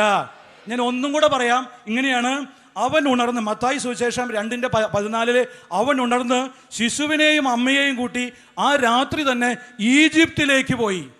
എങ്ങനെയാണ്? ആ രാത്രിയിലെ അപ്പോൾ സന്ദേശം കിട്ടി, ദർശനം കിട്ടി, അടുത്ത നിമിഷം പരിശുദ്ധ അമ്മയെ വിളിച്ച് വേഗേറ്റോ ഹെരോദാസ് കുഞ്ഞിനൊക്കെ കൊല്ലാൻ നോക്കുകയാണ്, വേഗേറ്റോ എന്ന് പറഞ്ഞ് അടുത്ത നിമിഷം തന്നെ വേറെ ഒന്നും ആലോചിക്കേണ്ട. അല്ലെങ്കിൽ നമ്മളാണെങ്കിൽ രാവിലെ ഒന്ന് നോക്കട്ടെ, അല്ലെങ്കിൽ പിടിക്കട്ടെ, അല്ലെങ്കിൽ ചിന്തയാവോ, അല്ലെങ്കിൽ നമുക്ക് ഈ കിട്ടിയ ദർശനം കറക്റ്റാണോ, ഒന്നും നോക്കില്ല. എന്താണ്? വചനത്തിൻ്റെ നിറവുള്ളത് കൊണ്ട് സന്ദേശം കിട്ടിയ വഴിക്ക് അത് ഉടനെ കണക്ട് ചെയ്തു. ആ കണക്ട് ചെയ്ത വഴിക്ക് അവൻ ആക്ട് ചെയ്യാൻ പറ്റി. ചേർന്ന് പറഞ്ഞോ ഹല്ലേലൂയ, ഹല്ലേലൂയ. മറ്റൊരു കാര്യം കൂടെ വായിക്കുമ്പോൾ നമുക്ക് മനസ്സിലാവും, അത് മത്തായിയുടെ സുവിശേഷം 2:20 ഹെരോദാസിന്റെ മരണശേഷം ഈജിപ്തിൽ നിന്ന് മടങ്ങി വരാൻ ദൂതൻ പറയാണ്, അവൻ എഴുന്നേറ്റ് ശിശുവിനെയും അമ്മയെയും കൂട്ടി ഈ ഇസ്രായേൽ ദേശത്തിലേക്ക് മടങ്ങുക എന്ന് പറഞ്ഞു. ഉടനെ അതവ ചെയ്തു. എന്താ കാര്യം? കൃത്യമാണ് അതിൻ്റെ കാര്യം. വചനത്തിൻ്റെ നിറവിലെ അതിന് കൃത്യമായിട്ട് അത് ചെയ്യാൻ കഴിഞ്ഞു. അപ്പോൾ മത്തായിയുടെ സുവിശേഷം 2:22-23 മകൻ അർക്കലാവസ് ആണ് പിതാവായ ഹെരോദാസിന്റെ സ്ഥാനത്ത് യൂദ ഭരിക്കുന്നത് എന്ന് അവൻ കണ്ടെത്തിയപ്പോൾ അവൻ അവിടേക്ക് പോകാൻ ഭയപ്പെട്ട ഉടനെ ദൂതൻ സ്വപ്നത്തിൽ പ്രത്യക്ഷനായി അവനോട് പറഞ്ഞു, അവന് ലഭിച്ച മുന്നറിയിപ്പ് അനുസരിച്ച് അവൻ ഗലീല പ്രദേശത്തേക്ക് പോയി. ചേർന്ന് പറഞ്ഞേൻ ഹല്ലേലൂയ, ഹല്ലേലൂയ. എന്താണ് പറഞ്ഞു വന്നത്? നമുക്കൊരു സന്ദേശം കിട്ടുമ്പോൾ, നമുക്കൊരു വചനം കിട്ടുമ്പോൾ അത് ജീവിതത്തിൻ്റെ ദൈവത്തിൽ നിന്നാണ് എന്ന് തിരിച്ചറിയണമെങ്കിൽ ഉള്ളിൽ വചനം ഉണ്ടാവണം. ഉള്ളിൽ വചനം ഇല്ലെങ്കിൽ അത് ബോധ മനസ്സിൽ നിന്നാണോ, ഉപബോധ മനസ്സിൽ നിന്നാണോ, ഹാലൂസിനേഷൻ ആണോ, എൻ്റെ സ്വപ്നചിന്തയാണോ, ഇന്നലെ കണ്ട സിനിമയോ സീരിയലിൻ്റെ കണക്ഷനാണോ എന്നൊക്കെ ചിന്തിക്കേണ്ട. നീ വചനത്തിൽ നിറഞ്ഞ ഔസേപ്പ് പിതാവ് വചനത്തിൽ നിറഞ്ഞതുപോലെ നീ വചനത്തിൽ നിറഞ്ഞ വചനത്തിൻ്റെ കാവലാളായിട്ട് ദൈവം നിന്നെ കാത്തു പരിപാലിക്കും. ചേർന്ന് പറഞ്ഞേൻ ഹല്ലേലൂയ, ഹല്ലേലൂയ. യേശുവേ നന്ദി. ഇങ്ങനെയാണ് നമ്മുടെ ഈ ജീവിതത്തിൻ്റെ വചനം എൻ്റെ ജീവിതത്തിൽ രൂപാന്തരപ്പെടുത്തിയ ഒരു അനുഭവം ഞാൻ നിങ്ങളുടെ മുന്നിൽ പറയുകയാണ്. അതെങ്ങനെയാണെങ്കിൽ നേരത്തെ പറഞ്ഞു സംസാരിക്കുമ്പോൾ ഒരുപാട് വിക്കലുള്ള വ്യക്തിയാണെന്ന് ഞാൻ പറഞ്ഞു. അങ്ങനെ ഇരിക്കെ കടുത്ത വിക്കലിൻ്റെ മധ്യത്തിൽ ഞാൻ പലപ്പോഴും കർത്താവിനോട് പറഞ്ഞു, കർത്താവേ ഇതൊന്ന് മാറ്റി തരുമോ? കാരണം ബാങ്കിൽ ജോലി ചെയ്യുമ്പോൾ പോലും ഈ ഒരു വാചകം പറഞ്ഞാൽ 2-3 പ്രാവശ്യം വിൽക്കും. തൊട്ടരിക്കണ ഓഫീസറോ അല്ലെങ്കിൽ ക്ലർക്കോ ഒക്കെ സഹായിച്ചിട്ട് വേണം ചില കാര്യങ്ങൾ കംപ്ലീറ്റ് ചെയ്യാൻ. ടെൻഷൻ വന്നാൽ പിന്നെ പറയും വേണ്ട, വാക്കൊന്നും പുറത്തേക്കും വരില്ല. അങ്ങനെയുള്ളൊരു മധ്യത്തിലെ വചനം വായിച്ച് വചനം വ്യാപാരം ചെയ്ത് മുന്നോട്ട് പോയപ്പോൾ കർത്താവ് എനിക്കൊരു സമർപ്പണം കർത്താവിൻ്റെ നിന്ന് ആഗ്രഹിച്ചു. അപ്പം ഞാൻ പറഞ്ഞു, കർത്താവെ ഈ വചനം ഞാൻ വ്യാപാരം ചെയ്യാം, വചനം ഞാൻ പ്രസംഗിക്കാൻ വരാം, നീ ഇതൊന്ന് മാറ്റി തരുമെന്ന് ചോദിച്ചു. ചേർന്ന് പറഞ്ഞേൻ ഹല്ലേലൂയ, ഹല്ലേലൂയ. അങ്ങനെ ഒരു ധ്യാന മന്ദിരത്തിൻ്റെ വചനം കേട്ട് ഞാൻ വീട്ടിലെത്തി. എൻ്റെ വീടിൻ്റെ അൾത്താരയിൽ ഞാൻ കർത്താവിനെ നോക്കിയിട്ട് പറഞ്ഞു, കർത്താവേ എൻ്റെ ബന്ധുക്കൾക്കും എൻ്റെ സ്നേഹിതർക്കും എന്നോട് ചേർന്നവർക്കൊക്കെ നന്നായിട്ട് അറിയാം, കടുത്ത സ്റ്റാമറാണ് ഞാൻ, വിക്കനാണ് ഞാൻ. എനിക്കൊന്നും വചനം പറയാനുള്ള കഴിവില്ല, പറ്റില്ല. ലോകം അല്ലെങ്കിൽ ഒരുപാട് വ്യക്തികൾ അവഗണിച്ചവനാണ്, എഴുതി തള്ളിയവനാണ് ഞാൻ കർത്താവേ നിന്റെ വചനം പറയാൻ വരാം, ഈ ശബ്ദം ഞാൻ നിനക്ക് തരാം കർത്താവേ എന്ന് പറഞ്ഞു. ചേർന്ന് പറഞ്ഞ ഹല്ലേലൂയ, ഹല്ലേലൂയ. ഞാൻ ഇങ്ങനെ പറഞ്ഞു, നിങ്ങൾ പറയണട്ടാ, നിങ്ങളുടെ ജീവിതത്തിന്റെ പ്രതിസന്ധികളുടെ മുന്നിലെ കർത്താവിനോടൊരു സമർപ്പണം കൊടുക്കണം. പരിശുദ്ധ അമ്മ കൊടുത്തതുപോലെ, ഹന്ന കൊടുത്തതുപോലെ ഒരു സമർപ്പണം കൊടുക്കണം. എനിക്ക് വചനം വായിച്ച് അങ്ങനെ ഒരു ബോധ്യം വന്നു, കർത്താവേ ഞാൻ ഈ ശബ്ദം നിനക്ക് തരാം, നീ എന്നെ സുഖപ്പെടുത്തൂ. മാസങ്ങൾ കഴിഞ്ഞു, വർഷങ്ങൾ കഴിഞ്ഞു, എനിക്ക് കാര്യമായിട്ട് സൗഖ്യമൊന്നും കിട്ടിയില്ല. പക്ഷെ ഒരു കാര്യമുണ്ട്, വചനം ഞാൻ വ്യാപാരം ചെയ്തു. വചനം ഞാൻ എൻ്റെ ബാഗിൽ എപ്പോഴും ഒരു 10 വചനോത്സവം ഉണ്ടാവും. ഒന്നുകിൽ ഇംഗ്ലീഷ്, അല്ലെങ്കിൽ ഹിന്ദി, അല്ലെങ്കിൽ മലയാളം. ആരോടെങ്കിലും KSRTC ബസ്സിലും ട്രെയിനിൽ പോകുമ്പോഴും ബാങ്കിലിരിക്കുമ്പോഴും കർത്താവ് തോന്നിക്കണ വ്യക്തികൾ, എല്ലാവർക്കും കൊടുത്തിട്ട് കാര്യമില്ല, കർത്താവ് തോന്നിക്കണ വ്യക്തിക്കോട് ഒന്ന് പുഞ്ചിരിച്ചിട്ട് ഒന്നും പറയില്ല, ദേ ഒരു വചനമുണ്ട് എന്ന് പറഞ്ഞ് ഇത് കൊടുക്കും. അങ്ങനെ മുന്നേറിയപ്പോൾ ഒരു അത്ഭുതകരമായ ഒരു കൃപയുണ്ട്. ഒന്ന്, സംസാരത്തിൻ്റെ ബുദ്ധിമുട്ട് പതുക്കെ കുറഞ്ഞു വന്നു. ആന്തരിക സൗഖ്യം കിട്ടി എന്ന് വേണമെങ്കിൽ പറയാം. അതിന് ആത്മീയ ഭാഷയിൽ ആന്തരിക സൗഖ്യം കിട്ടി. പതുക്കെ കുറഞ്ഞു വന്നു. പതുക്കെ കുറഞ്ഞു വന്നപ്പോൾ ഞാൻ പല വചനവേദികളിലൊക്കെ പ്രാർത്ഥനാ ഗ്രൂപ്പുകളിലൊക്കെ പ്രാർത്ഥിക്കാൻ പോയപ്പോൾ ഒരു കാര്യം എനിക്ക് മനസ്സിലായി. പ്രാർത്ഥിക്കുമ്പോൾ വിൽക്കും, പക്ഷേ എന്നെ ഒരു 10 മിനിറ്റ് വചനം പറയാൻ, റിഫ്ലക്ഷൻ പറയാൻ വിളിക്കുമ്പോൾ എനിക്കൊരു കാര്യം മനസ്സിലായി. വായിച്ച വചനം എനിക്ക് കമൻട്രി ആയിട്ടും റിഫ്ലക്ഷനായിട്ടും പറയാൻ പറ്റുന്നുണ്ട്, അപ്പം വിൽക്കണില്ല എന്ന് മനസ്സിലായി. ചേർന്ന് പറഞ്ഞേൻ ഹല്ലേലൂയ, ഹല്ലേലൂയ. പ്രാർത്ഥന കേൾക്കുന്ന ഒരു ദൈവമുണ്ട് മക്കളെ. സമർപ്പണത്തിന്റെ മുന്നിൽ കണ്ണുനീരോടെ പ്രാർത്ഥിക്കുമ്പോൾ ഒരു സമർപ്പണം കൊടുത്ത പരിശുദ്ധ അമ്മ സ്വയം സമർപ്പിച്ചു. ഹന്ന ഒരു കുഞ്ഞിന് വേണ്ടി സമർപ്പിച്ചു. അപ്പോസ്തലന്മാര് ജീവിതം സമർപ്പിച്ചു. രക്തസാക്ഷികൾ രക്തം കൊടുത്ത് സമർപ്പിച്ചു. തിരുസഭയ്ക്ക് വേണ്ടി സമർപ്പിക്കാൻ ദൈവം നിങ്ങളോട് ആഗ്രഹിക്കുന്നുണ്ട്. എന്നെയും നിങ്ങളെയും കർത്താവ് വിളിക്കുന്നുണ്ട്. പലപ്പോഴും നമുക്ക് ഇത് വേണം കർത്താവേ, അത് വേണം കർത്താവേ, കുഞ്ഞിനെ വേണം കർത്താവേ, മക്കൾ വേണം കർത്താവേ, പൈസ വേണം കർത്താവേ, ജോലി വേണം കർത്താവേ എന്ന് പറയുമ്പോൾ കർത്താവ് നിങ്ങളോട് പറയുന്നത്, നിന്റെ കയ്യിൽ എന്തുണ്ട്? സറാഫിലെ വിധവയുടെ കയ്യിൽ ഉണ്ടായിരുന്നൊരു എണ്ണയാണ്, അത് അവൾ സമർപ്പിച്ചു. മലയോരത്തിലെ സർമൺ ഓൺ മൗണ്ടിലെ അവിടെ കുഞ്ഞിന്റെ കയ്യിലുണ്ടായിരുന്ന 2 അപ്പണ്, അത് അവൻ സമർപ്പിച്ചു. നിന്റെ കയ്യിൽ എന്തുണ്ട്? നീ അത് സമർപ്പിക്കണം. സമർപ്പിച്ചിട്ട് പറയണം, കർത്താവേ ഞാനിതാ, എൻ്റെ കയ്യിൽ ഇതേ ഉള്ളൂ, ഈ പൈസയുള്ളൂ, ഈ ജീവിതമുള്ളൂ, ഈ ശിഷ്ട ജീവിതങ്ങളുള്ളൂ, ഞാനിത് സമർപ്പിക്കുന്നു കർത്താവേ എന്ന് പറഞ്ഞിട്ട് നിങ്ങളുടെ നിയോഗങ്ങൾ നിങ്ങളതിൽ ചേർത്ത് വെച്ച് നോക്ക്. കർത്താവ് അതിൽ ഇടപെട്ടിരിക്കും. ചേർത്ത് പറഞ്ഞോ ഹല്ലേലൂയ, ഹല്ലേലൂയ. ഇതെന്റെ ജീവിത സാക്ഷ്യം. ജീവിത സാക്ഷ്യം മുന്നോട്ട് പോയപ്പോൾ സൗഖ്യങ്ങൾ പതുക്കെ പതുക്കെ കിട്ടി തുടങ്ങിയപ്പോൾ എനിക്കൊരു ആവേശമായി. എവിടെ വിളിച്ചാലും പോകും. എവിടെ വിളിച്ചാലും പോകുമ്പോൾ പ്രത്യേകത എങ്ങനെയാണെന്ന് വെച്ചാൽ, വചനവേദിയിൽ എനിക്ക് വിക്കില്ല. പക്ഷെ വചനവേദി വിട്ട് ഇറങ്ങി ഓട്ടോറിക്ഷ പിടിക്കുമ്പോഴും ബസ് കൂലി കൊടുക്കുമ്പോഴും ഒക്കെ എൻ്റെ വാക്ക് പല പ്രാവശ്യം വിൽക്കും. അപ്പം ഞാൻ പറഞ്ഞു, കർത്താവ് ഇത് ഇങ്ങനെയാണെങ്കിൽ. അപ്പോൾ ഒരിക്കൽ എന്നോട് എന്നെ സഹായിച്ച സിസ്റ്റർ പറഞ്ഞു, നിനക്ക് വചനവേദിയിലെ കർത്താവ് ഇത് മാറ്റി തന്നു, നീ മുന്നോട്ട് പോകണം, വചനം വ്യാപാരം ചെയ്ത് മുന്നോട്ട് പോകണം. വചനം വ്യാപാരം ചെയ്ത് മുന്നോട്ട് പോയപ്പോൾ അതൊരു ആവേശമായിട്ട് മാറി. ചേർന്ന് പറഞ്ഞോ ഹല്ലേലൂയ, ഹല്ലേലൂയ. വചനം വ്യാപാരം ചെയ്ത് മുന്നോട്ട് പോയപ്പോൾ കർത്താവ് എന്നെ ഉയർത്തിയത് എങ്ങനെയറിയോ? ഇടയബാലനായ ദാവീദിനെ, ആടുമേച്ച് നടന്ന ദാവീദിനെ കർത്താവ് എടുത്ത് ഉയർത്തി. അവനെ എടുത്ത് ദാവീദ് ഇസ്രായേലിൻ്റെയും സിംഹാസനത്തിലിരുത്തി അവനെ വാഴിച്ചതുപോലെ കർത്താവ് എന്നെ ഉയർത്തി. വെറും ഒരു ക്ലർക്കായിരുന്നു. ക്ലറിക്കൽ ഡ്യൂട്ടീസ് ചെയ്യുമ്പോൾ തന്നെ ബുദ്ധിമുട്ടുണ്ടായിരുന്ന എന്നെ കർത്താവ് പതുക്കെ പതുക്കെ ഉയർത്തി ഓഫീസറാക്കിയത് പിന്നീട് ഡെപ്യൂട്ടി മാനേജരായി, ഞാനൊരു ബ്രാഞ്ച് ഹെഡായി, പിന്നീട് ഞാൻ സീനിയർ മാനേജരായി, പിന്നെ ഞാൻ ചീഫ് മാനേജരായി, പിന്നീട് ഞാൻ റിട്ടയർ ചെയ്യുമ്പോൾ ഏരിയ മാനേജർ, ക്ലസ്റ്റർ ഹെഡായിട്ടാണ് ഞാൻ റിട്ടയർ ചെയ്തത്. ചേർന്ന് പറഞ്ഞു ഞാൻ ഹല്ലേലൂയ, ഹല്ലേലൂയ. വചനം നിങ്ങളെ ഉയർത്തും മക്കളെ, വചനം നിങ്ങളെ ഉയർത്തും. അതുകൊണ്ട് വചനം എങ്ങനെയാണ് സ്വീകരിക്കാമെന്നും കൂടെ പറയണം. വചനം സ്വീകരിക്കുമ്പോൾ നമ്മൾ കുറേ വചനം പഠിച്ചു. എനിക്ക് ഞാൻ കുറേ വചനങ്ങൾ പഠിച്ചു, പക്ഷെ ഓർമ്മ നിൽക്കണില്ല. എന്താ കർത്താവേ ചെയ്യുക? അങ്ങനെ ഇരിക്കുമ്പോൾ കർത്താവ് എനിക്ക് പറഞ്ഞു തന്നു, വചനം നീ ഒറ്റയ്ക്ക് പഠിച്ചാൽ ഒരു പക്ഷെ നീ ഓർമ്മ നിൽക്കില്ല, നീ അതൊരു പ്രബോധനമായിട്ട് പഠിക്കണം. ചേർന്ന് പറഞ്ഞേ ഹല്ലേലൂയ, ഹല്ലേലൂയ. പ്രബോധനമായിട്ട് പഠിക്കാൻ വെച്ചാൽ ഒരു അധ്യായം നീ മുഴുവൻ വായിക്കണം, അധ്യായത്തിൻ്റെ കോണ്ടെക്സ്റ്റ് പഠിക്കണം, അതിൻ്റെ സാഹചര്യങ്ങൾ നോക്കി പഠിക്കണം. ഈ സാഹചര്യങ്ങൾ നോക്കി പഠിച്ചിട്ട് ആ ഒരു വചനത്തിൻ്റെ ഗ്രാഹ്യത നീ ഉള്ളിൽ സ്വീകരിക്കുമ്പോൾ അത് കൃത്യമായിട്ട് നിൽക്കും. ചേർന്ന് പറഞ്ഞോ ഹല്ലേലൂയ. അതായത് ഞാൻ ഇങ്ങനെ എൻ്റെ ജീവിതത്തിൻ്റെ ഒരു വഴിത്താര പറയുമ്പോൾ, ഞാൻ കൽക്കട്ടയിൽ ചീഫ് മാനേജറായിട്ട് ബാങ്കിൽ ജോലി ചെയ്യാണ്. കർത്താവ് ഉയർത്തിയതാണ് കേട്ടോ, നമ്മുടെ ഒന്നും കഴിവല്ല.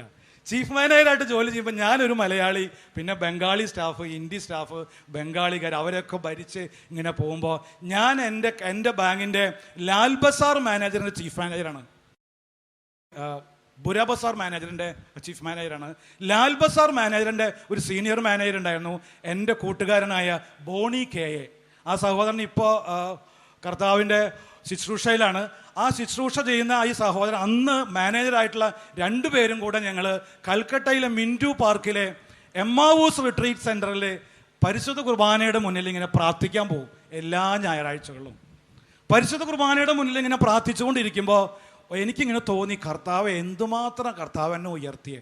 ഞാൻ ഈ തൃശ്ശൂർ കിടന്ന ആള് അവസാനം ഈ കൽക്കട്ടയിലെ എമ്മാവൂസിലെ മിൻറ്റു പാർക്കിലുള്ള ഈ റിട്രീറ്റ് സെൻറ്ററിൽ പരിശുദ്ധ കുർബാനയുടെ മുന്നിലിരുന്ന് പ്രാർത്ഥിക്കൽ മാത്രമേ ഉള്ളൂ. എന്തെങ്കിലും എനിക്ക് ചെയ്യാൻ പറ്റുമോ കർത്താവേ, ഈ കൽക്കട്ടയ്ക്ക് വേണ്ടി എന്തെങ്കിലും ചെയ്യാൻ പറ്റുമോ കർത്താവേ എന്ന് ചോദിച്ചു. അങ്ങനെ ചോദിച്ചുകൊണ്ടിരിക്കുമ്പോൾ എൻ്റെ സുഹൃത്തായിട്ടുള്ള ബോണി ബ്രദർ, ആ ബ്രാഞ്ച് മാനേജറാണ്, സീനിയർ മാനേജറാണ്. ബോണി ബ്രദർ ഇങ്ങനെ പറഞ്ഞു, അബി നമുക്കൊരു കാര്യം ചെയ്യാം, നമുക്ക് കുറച്ച് വചനോത്സവങ്ങൾ മേടിച്ച് ഈ കൽക്കട്ടയുടെ തെരുവീതികളിൽ അങ്ങോട്ട് കൊടുത്താലോ എന്നൊരു ചോദ്യം. അപ്പം ഞാനിങ്ങനെ പരിശുദ്ധ കുർബാനയുടെ മുന്നിൽ ഏകദേശം മണിക്കൂറുകളോളം ജപമാല ചൊല്ലി പ്രാർത്ഥിക്കുകയാണ്. കർത്താവ് നീ എന്നെ ഉയർത്തിയതാണ്.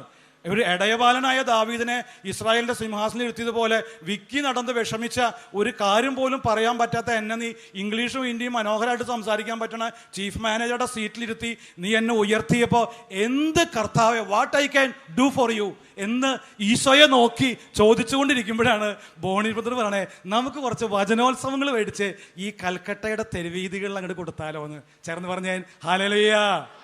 ഞാൻ പറഞ്ഞു അത് ഉഗ്രനാണല്ലോ, നല്ല ഐഡിയാണ്, അങ്ങനെ ചെയ്യാമെന്ന് പറഞ്ഞപ്പോൾ ഞങ്ങൾ എന്ത് ചെയ്തു, പോട്ട ആശ്രമത്തിൽ നിന്ന് വചനോത്സവം, അതായത് ഇംഗ്ലീഷ്, ഹിന്ദി, ബംഗാളി, മലയാളം, അതൊക്കെ കെട്ട് കണക്കിന് 100 കണക്കിന് ഏകദേശം ഒരു 1000-1500 വചനോത്സവം പല ഭാഷകളിലായിട്ട് വരുത്തി. അവിടെ പറഞ്ഞിട്ട് ആ അച്ഛന്മാരോട് പറഞ്ഞ് അവിടെ വന്ന് വിൻസെൻഷൻ റിട്രീറ്റ് സെൻ്ററിൽ അത് അവിടെ എത്തിയപ്പോൾ ഞങ്ങൾ ഒരു 3 മണിക്കൂർ രാവിലെ 8 മുതൽ 12 വരെയോ 1 മണി വരെയോ ഉച്ച വരെ പരിശുദ്ധ കുർബാനയുടെ മുന്നിലിരുന്ന് മുട്ടുകുത്തി ജപമാല ചൊല്ലി പ്രാർത്ഥിക്കും സംരക്ഷണത്തിന്. അങ്ങനെ 2 പേരും സംരക്ഷണത്തിന് പ്രാർത്ഥിച്ചതിന് ശേഷം ഒരു 2 ഇങ്ങനെ തോളിലിടുന്ന ബാഗുണ്ട്. തോളിലിരിക്കുന്ന ബാഗിൽ വചനോത്സവങ്ങൾ ഹിന്ദിയും ബംഗാളിയും ഇംഗ്ലീഷും മലയാളം എല്ലാം കുത്തി നിറച്ചിട്ട് നിങ്ങൾ കൽക്കട്ടയുടെ തെരുവോരങ്ങളിലേക്ക് പോകും. എന്നിട്ട് ഇങ്ങനെ പറയും, യേശു കവചൻ, യേശു കവചൻ, രക്ഷാ കവചൻ, യേ മാഗസിൻ മുഫ്തേ, ഫ്രീ മാഗസിൻ, ഈ മാസിക ഫ്രീ ആണ്, സൗജന്യമാണ് എന്ന് പറഞ്ഞ് ഓരോരുത്തർക്കും ദൈവവചനം വ്യാപാരം ചെയ്യുക എന്നുള്ള പ്രവൃത്തിയിൽ മുന്നോട്ട് പോയപ്പോൾ ഞാൻ തോന്നി, ഇതിങ്ങനെ ലോക്കലിൽ ഇങ്ങനെ ഫുട്പാത്തിൽ കൊടുത്താൽ അത് അവിടെ കഴിയും. അപ്പോൾ കർത്താവ് ഞങ്ങൾക്കൊരു ബോധ്യം തന്നു. എങ്ങനെ കൽക്കട്ടയുടെ 2 പ്രധാനപ്പെട്ട റെയിൽവേ സ്റ്റേഷനുണ്ട്. ഒന്ന് ഷിയാൽഡ, 2 ഹൗറ റെയിൽവേ സ്റ്റേഷനും ഷിയാൽഡ റെയിൽവേ സ്റ്റേഷനും. ഈ റെയിൽവേ സ്റ്റേഷനിൽ കൊടുത്ത ഒരു പ്രത്യേകതയുണ്ട്. കൽക്കട്ട 7 സംസ്ഥാനങ്ങളുടെ നോർത്ത് ഈസ്റ്റിലേക്ക് പോകുന്ന 7 സംസ്ഥാനങ്ങളുടെ വാതിലാണ്, എൻട്രി ഡോറാണ്. അപ്പോൾ 7 സംസ്ഥാനങ്ങളിലേക്ക് പോകുന്ന യാത്രക്കാർക്ക് ദൈവത്തിൻ്റെ വചനം വ്യത്യസ്ത ഭാഷകളിൽ ഇത് കിട്ടും. അപ്പം ഞാൻ ബോണിയോട് പറഞ്ഞു, ബോണി ബ്രദറെ നമുക്കൊരു കാര്യം ചെയ്യാം, തെരുവോരങ്ങൾ നിർത്താം, പകരം റെയിൽവേ സ്റ്റേഷനിലേക്ക് പോകാം. അങ്ങനെ എല്ലാ ഞായറാഴ്ചകളിലും നെഗോഷ്യബിൾ ഇൻസ്ട്രുമെൻ്റ് ആക്ട് പ്രകാരമുള്ള ഹോളിഡേയ്സിലും ഈ വചനോത്സവം 3-4 മണിക്കൂർ പരിശുദ്ധ കുർബാനയുടെ മുന്നിലിരുന്ന് ശക്തി പ്രാപിച്ചതിന് ശേഷം ഈ ബാഗ് തോളിലേറ്റി, വചനോത്സവം തോളിലേറ്റി ഷിയാൽഡ റെയിൽവേ സ്റ്റേഷനിലും ഹൗറ റെയിൽവേ സ്റ്റേഷനിലും യേശു കവചൻ, യേശു കവചൻ, യേ മാഗസിനെ, യേ ഫ്രീ മാഗസിൻ, മുഫ്ത് മാഗസിൻ, യേശു കവചൻ എന്ന് പറഞ്ഞ് സൗജന്യമാണ്, ഇത് നിങ്ങൾക്ക് കിട്ടും. യേശുവിൻ്റെ വചനം ഓരോ റെയിൽവേ സ്റ്റേഷൻ്റെ കമ്പാർട്ട്മെൻറ്റിലും റെയിൽവേ സ്റ്റേഷനിൽ നിൽക്കുന്ന വ്യക്തികൾക്കും ഈ വചനം കൊടുത്തപ്പോൾ ഞങ്ങൾക്ക് മനസ്സിലായി, ഈ സുവിശേഷവൽക്കരിച്ചത് ഒരു റെയിൽവേ സ്റ്റേഷനിലല്ല, 7 സംസ്ഥാനങ്ങൾ, മിസോറാം, ആസാം, മേഘാലയ തുടങ്ങിയുള്ള 7 കിഴക്കൻ സംസ്ഥാനങ്ങളിലേക്ക് ബംഗാളിയിലും ഇംഗ്ലീഷിലും ഹിന്ദിയിലും മലയാളത്തിലും ദൈവത്തിൻ്റെ വചനം വ്യാപാരം ചെയ്യാൻ ദൈവം ഞങ്ങളെ സഹായിച്ചു. ചേർന്നെന്ന് പറഞ്ഞേ, ഹല്ലേലൂയ, ഹല്ലേലൂയ, യേശുവേ നന്ദി. എന്താണ് പറഞ്ഞു വന്നത്? ജോസഫ് പിതാവിലെ വിളങ്ങിയ ഈ പുണ്യങ്ങൾ കൃത്യമായിട്ട് അദ്ദേഹത്തിനെ നമ്മൾ പൂജിച്ച് പ്രാർത്ഥിച്ച, വണങ്ങി പ്രാർത്ഥിച്ച ദൈവത്തിൻ്റെ അനുഗ്രഹീതമായ കൃപ കിട്ടും. ഞാൻ നേരത്തെ പറഞ്ഞൊരു കാര്യം ഇങ്ങനെയാണ്, പലപ്പോഴും വചനം കേൾക്കുമ്പോൾ വചനം കണക്റ്റഡ് ആവാത്തതിൻ്റെ കാരണം അത് മനസ്സിലാക്കണം. പലപ്പോഴും വചനം കിട്ടി, വചനവേദിയിൽ നിന്ന് വചനം കിട്ടി, അതുപോലെ ബേമയിൽ നിന്ന് വചനം കിട്ടി, അച്ഛൻ പറഞ്ഞ വചനം ഓർമ്മയുണ്ട്, പക്ഷെ കണക്റ്റഡ് അല്ല. എന്തുകൊണ്ടാണ്? നമ്മുടെ ഉള്ളിൽ അതില്ല.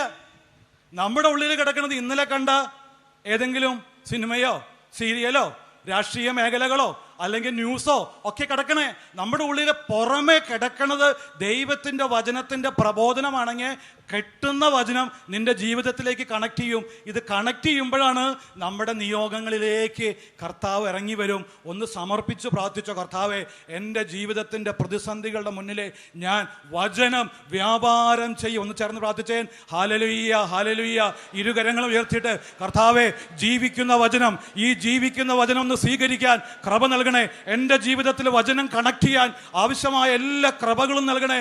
വചനം വ്യാപാരം ചെയ്യാൻ, വചനം സ്വീകരിക്കാൻ, വചനം ഉൾക്കൊള്ളാൻ, വചനം മനനം ചെയ്യാൻ, വചനം എൻ്റെ ജീവിതത്തിലേക്ക് കൃപയായി നിറയ്ക്കാൻ കൃപ ചെയ്യണേ എന്ന് പ്രാർത്ഥിച്ചോ. Hallelujah, hallelujah, hallelujah.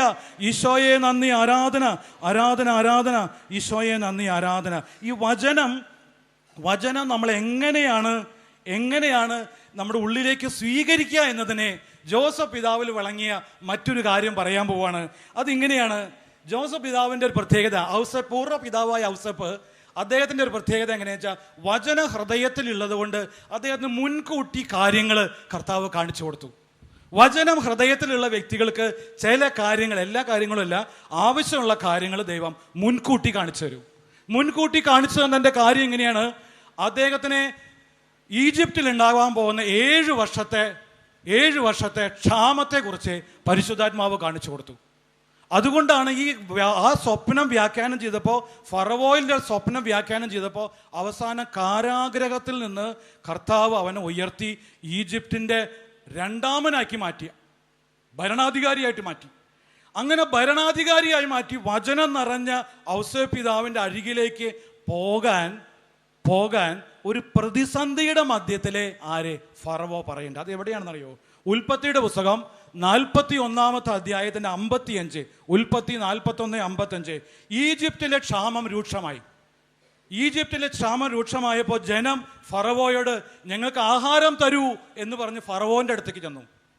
ഫറവോ പറഞ്ഞപ്പോൾ എന്നറിയോ? ഫറവോന് മനസ്സിലായി എന്താണ് ഇതൊക്കെ മുൻകൂട്ടി കണ്ട് എനിക്ക് ഈ സ്വപ്നം കണ്ട് ഈ സ്വപ്നം വ്യാഖ്യാനിച്ച ഒരുവനുണ്ട്, അവൻ ഇവിടെ ഉണ്ട്, വചനം നിറഞ്ഞ ഒരു വ്യക്തി ഇവിടെ ഉണ്ട്.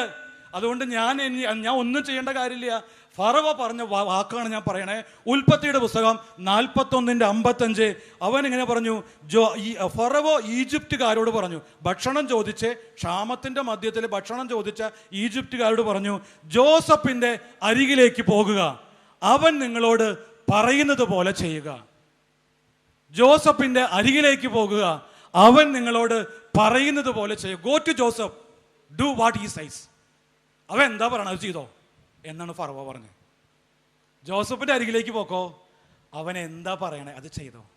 ഈ കാര്യം നമ്മൾ കാനായിലെ കല്യാണ വിരുന്നിൽ വെച്ച് പരിശുദ്ധ അമ്മ ഭൃത്യരോട് പറയുന്നുണ്ട്, യേശു എന്തെങ്കിലും പറഞ്ഞാ അത് ചെയ്തോ. പറഞ്ഞിട്ടില്ലേ? ഇതാണ് പറഞ്ഞത്. എന്താണ്? ഈശോ എന്തെങ്കിലും പറഞ്ഞാൽ അത് ചെയ്തോ.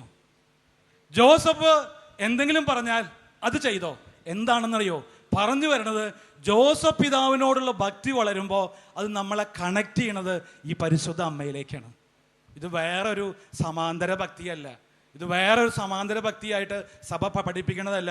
നീ ജോസഫ് പിതാവിനോട് പ്രാർത്ഥിച്ചു തുടങ്ങിയ you automatically connected to Mariology. മരിയ ശാസ്ത്രത്തിലേക്കും പരിശുദ്ധ അമ്മയുടെ വിമല ഹൃദയത്തിലേക്കും നീ കണക്റ്റഡ് ആവും. പരിശുദ്ധ അമ്മയുടെ വിമല ഹൃദയത്തിലേക്ക് നീ കണക്റ്റഡായ നീ ഉടനെ തന്നെ പരിശുദ്ധ ദിവ്യകാരുണ്യത്തിലേക്ക് നീ കണക്റ്റഡ് ആവും. ചേർന്ന് പറഞ്ഞോ, ഹല്ലേലൂയ, ഹല്ലേലൂയ. ഇത് മനസ്സിലാക്കണമെങ്കിൽ നമുക്കൊരു ദൈവശാസ്ത്രത്തിൻ്റെ 4 വാക്കുകൾ നമ്മൾ പഠിക്കും. 4 വാക്കാണ്. നിങ്ങൾ ആലോചിക്കരുത്, ഫ്രൈഡേ കൺവെൻഷനിൽ ഒരുപാട് നിയോഗങ്ങളായിട്ട് വന്ന ഈ ആൾക്ക് നിങ്ങൾ എന്തിനാ തിയോളജി പഠിപ്പിക്കണേന്ന്. അതെന്താ കാര്യം എന്നറിയോ? പ്രബോധനം പഠിക്കണം. എനിക്ക് എന്നെ കർത്താവ് പറഞ്ഞു തന്നാണ്, നീ സാക്ഷ്യങ്ങൾ പറഞ്ഞ് കഥകൾ പറഞ്ഞു പോയ ജനങ്ങൾ ഇങ്ങനെ കേട്ട് രസിച്ചു പോവുകയുള്ളൂ. പ്രബോധനം പഠിപ്പിക്കണം. പ്രബോധനം പഠിച്ചാൽ അവൻ്റെ ഉള്ളിലെ പ്രബോധനത്തോട് കണക്റ്റഡ് ആയ വചനം ഉള്ളിലുണ്ടാവും. അത് പോവില്ല. ഞാൻ പലപ്പോഴും വചനം പഠിച്ചിട്ട് വചനം ഓർമ്മ നിൽക്കണില്ല. പ്രബോധനം പഠിച്ചു നോക്കി, അതിനോട് ചേർന്ന് ആ പ്രബോധനം പഠിച്ചപ്പോൾ അതിനോട് കണക്റ്റഡ് ആയിട്ടുള്ള വചനങ്ങളൊക്കെ എൻലൈറ്റഡ് ആയിട്ട് മനസ്സിലങ്ങനെ നിൽക്കുകയാണ്. ചേർന്ന് പറഞ്ഞോ, ഹല്ലേലൂയ. അതുകൊണ്ട് ഈ വെള്ളിയാഴ്ച നിങ്ങൾ വളരെ നിയോഗങ്ങളൊക്കെ വിഷമിച്ചാണ് വന്നെങ്കിൽ കൂടി ഒരു പ്രബോധനം പഠിക്കുകയാണ്. ആ പ്രബോധനം എങ്ങനെയാണ്?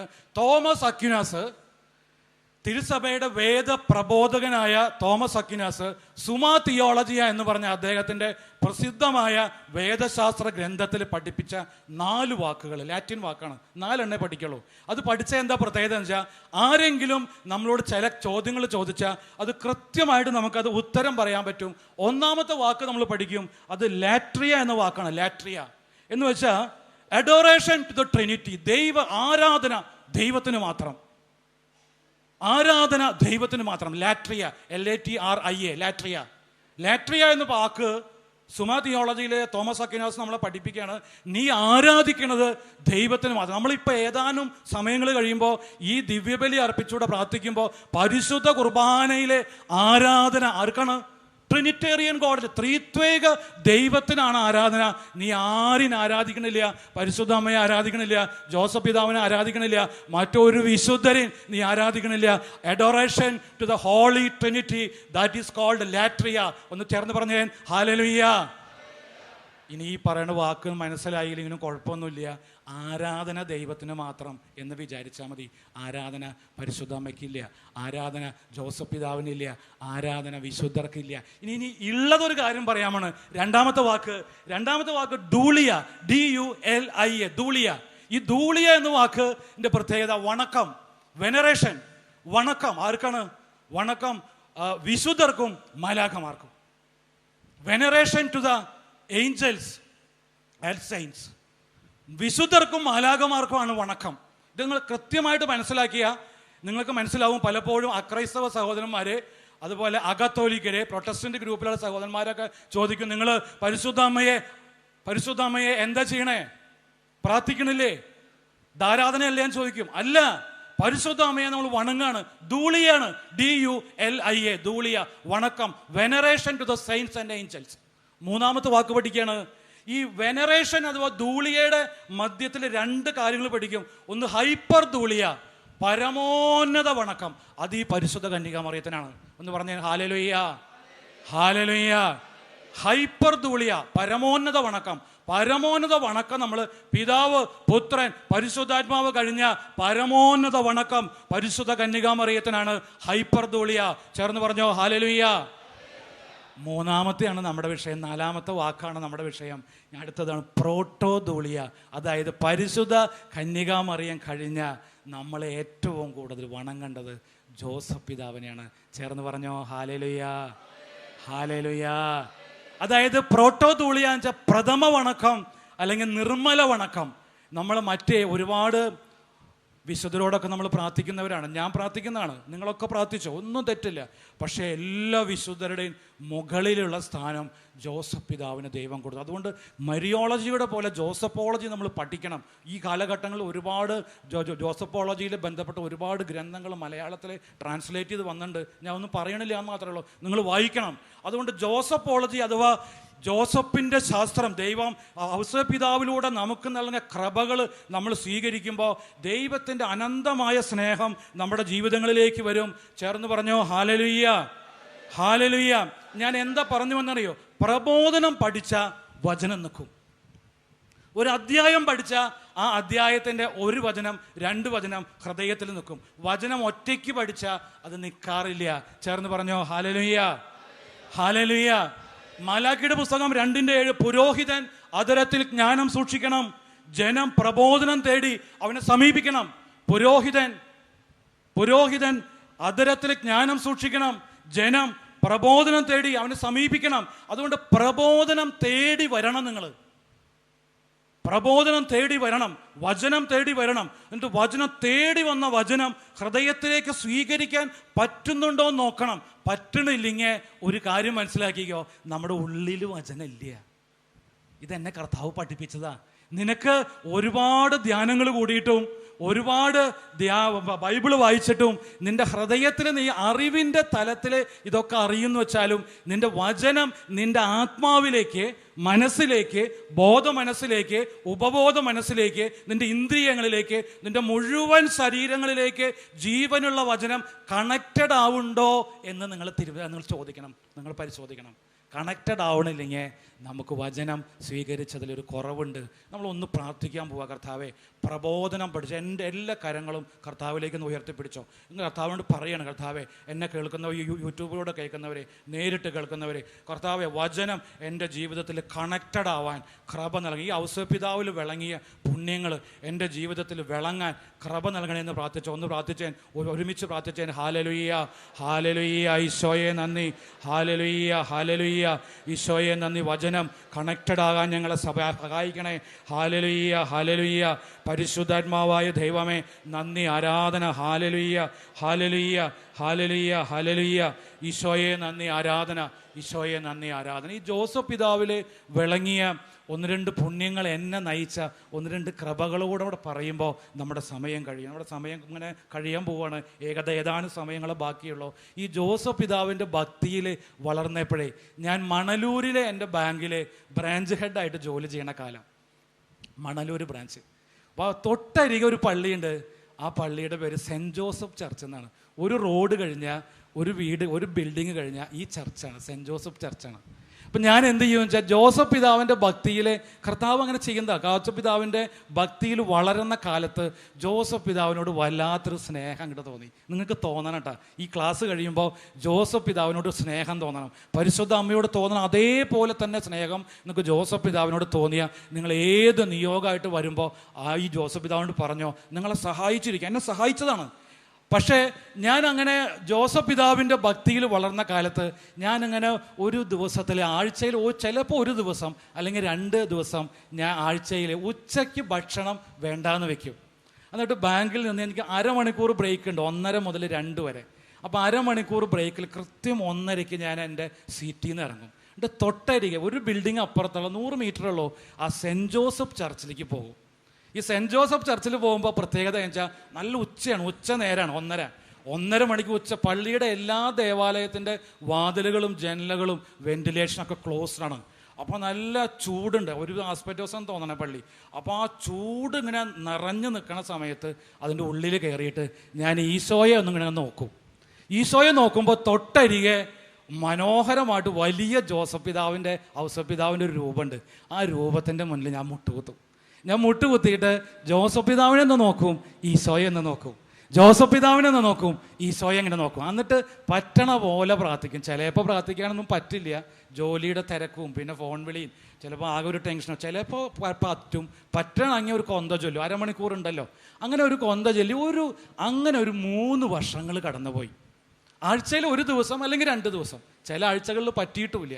എന്തായാലും അങ്ങനെ കടന്നു പോയപ്പോൾ എന്തുണ്ടായെന്നറിയോ, ഇനി എൻ്റെ ബാങ്കിൽ പ്രൊമോഷൻ ടെസ്റ്റ് വന്നു. പ്രൊമോഷൻ ടെസ്റ്റ് വന്നപ്പോൾ എനിക്ക് പലപ്പോഴും പ്രൊമോഷൻ ടെസ്റ്റൊക്കെ എഴുതാൻ പേടിയാണ്. കാരണം ചെറുതായിട്ട് സംസാരത്തിൻ്റെ ബുദ്ധിമുട്ടൊക്കെ ഉണ്ട്. അതൊക്കെ വെച്ച് മാനേജറായി പോയി ഇനിയിപ്പോൾ ഇംഗ്ലീഷ് പറയണം, പിന്നെ ഹിന്ദി പറയണം, പിന്നെ ഈ ഭാഷ ഒന്നും ഡീൽ ചെയ്യില്ല. കോൺഫറൻസിനൊക്കെ പോകുമ്പോൾ വിൽക്കുമ്പോൾ ഒരുപാട് വിഷമം, വീട്ടിൽ വന്ന് കരയും. അപ്പോൾ വേണ്ട അപ്പോൾ കർത്താവ് ഇങ്ങനെ പ്രചോദിപ്പിക്കുകയാണ്, പോ ടെസ്റ്റിന് പോകുന്നു.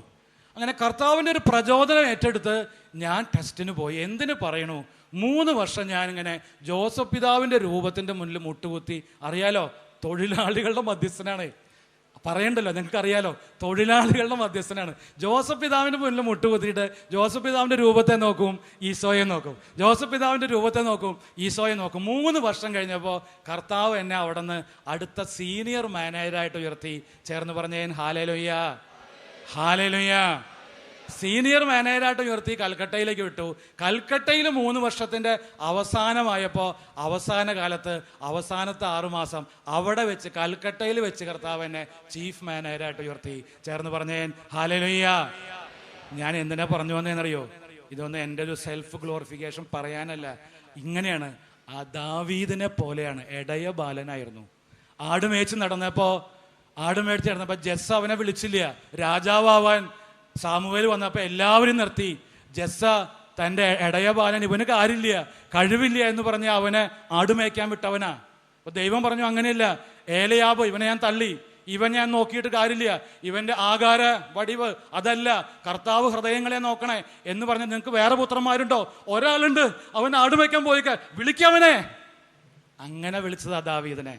അങ്ങനെ വിളിച്ച് അവനെ സിംഹാസനത്തിൽ ഇരുത്തിയതുപോലെ കർത്താവ് വിളിച്ചതാ.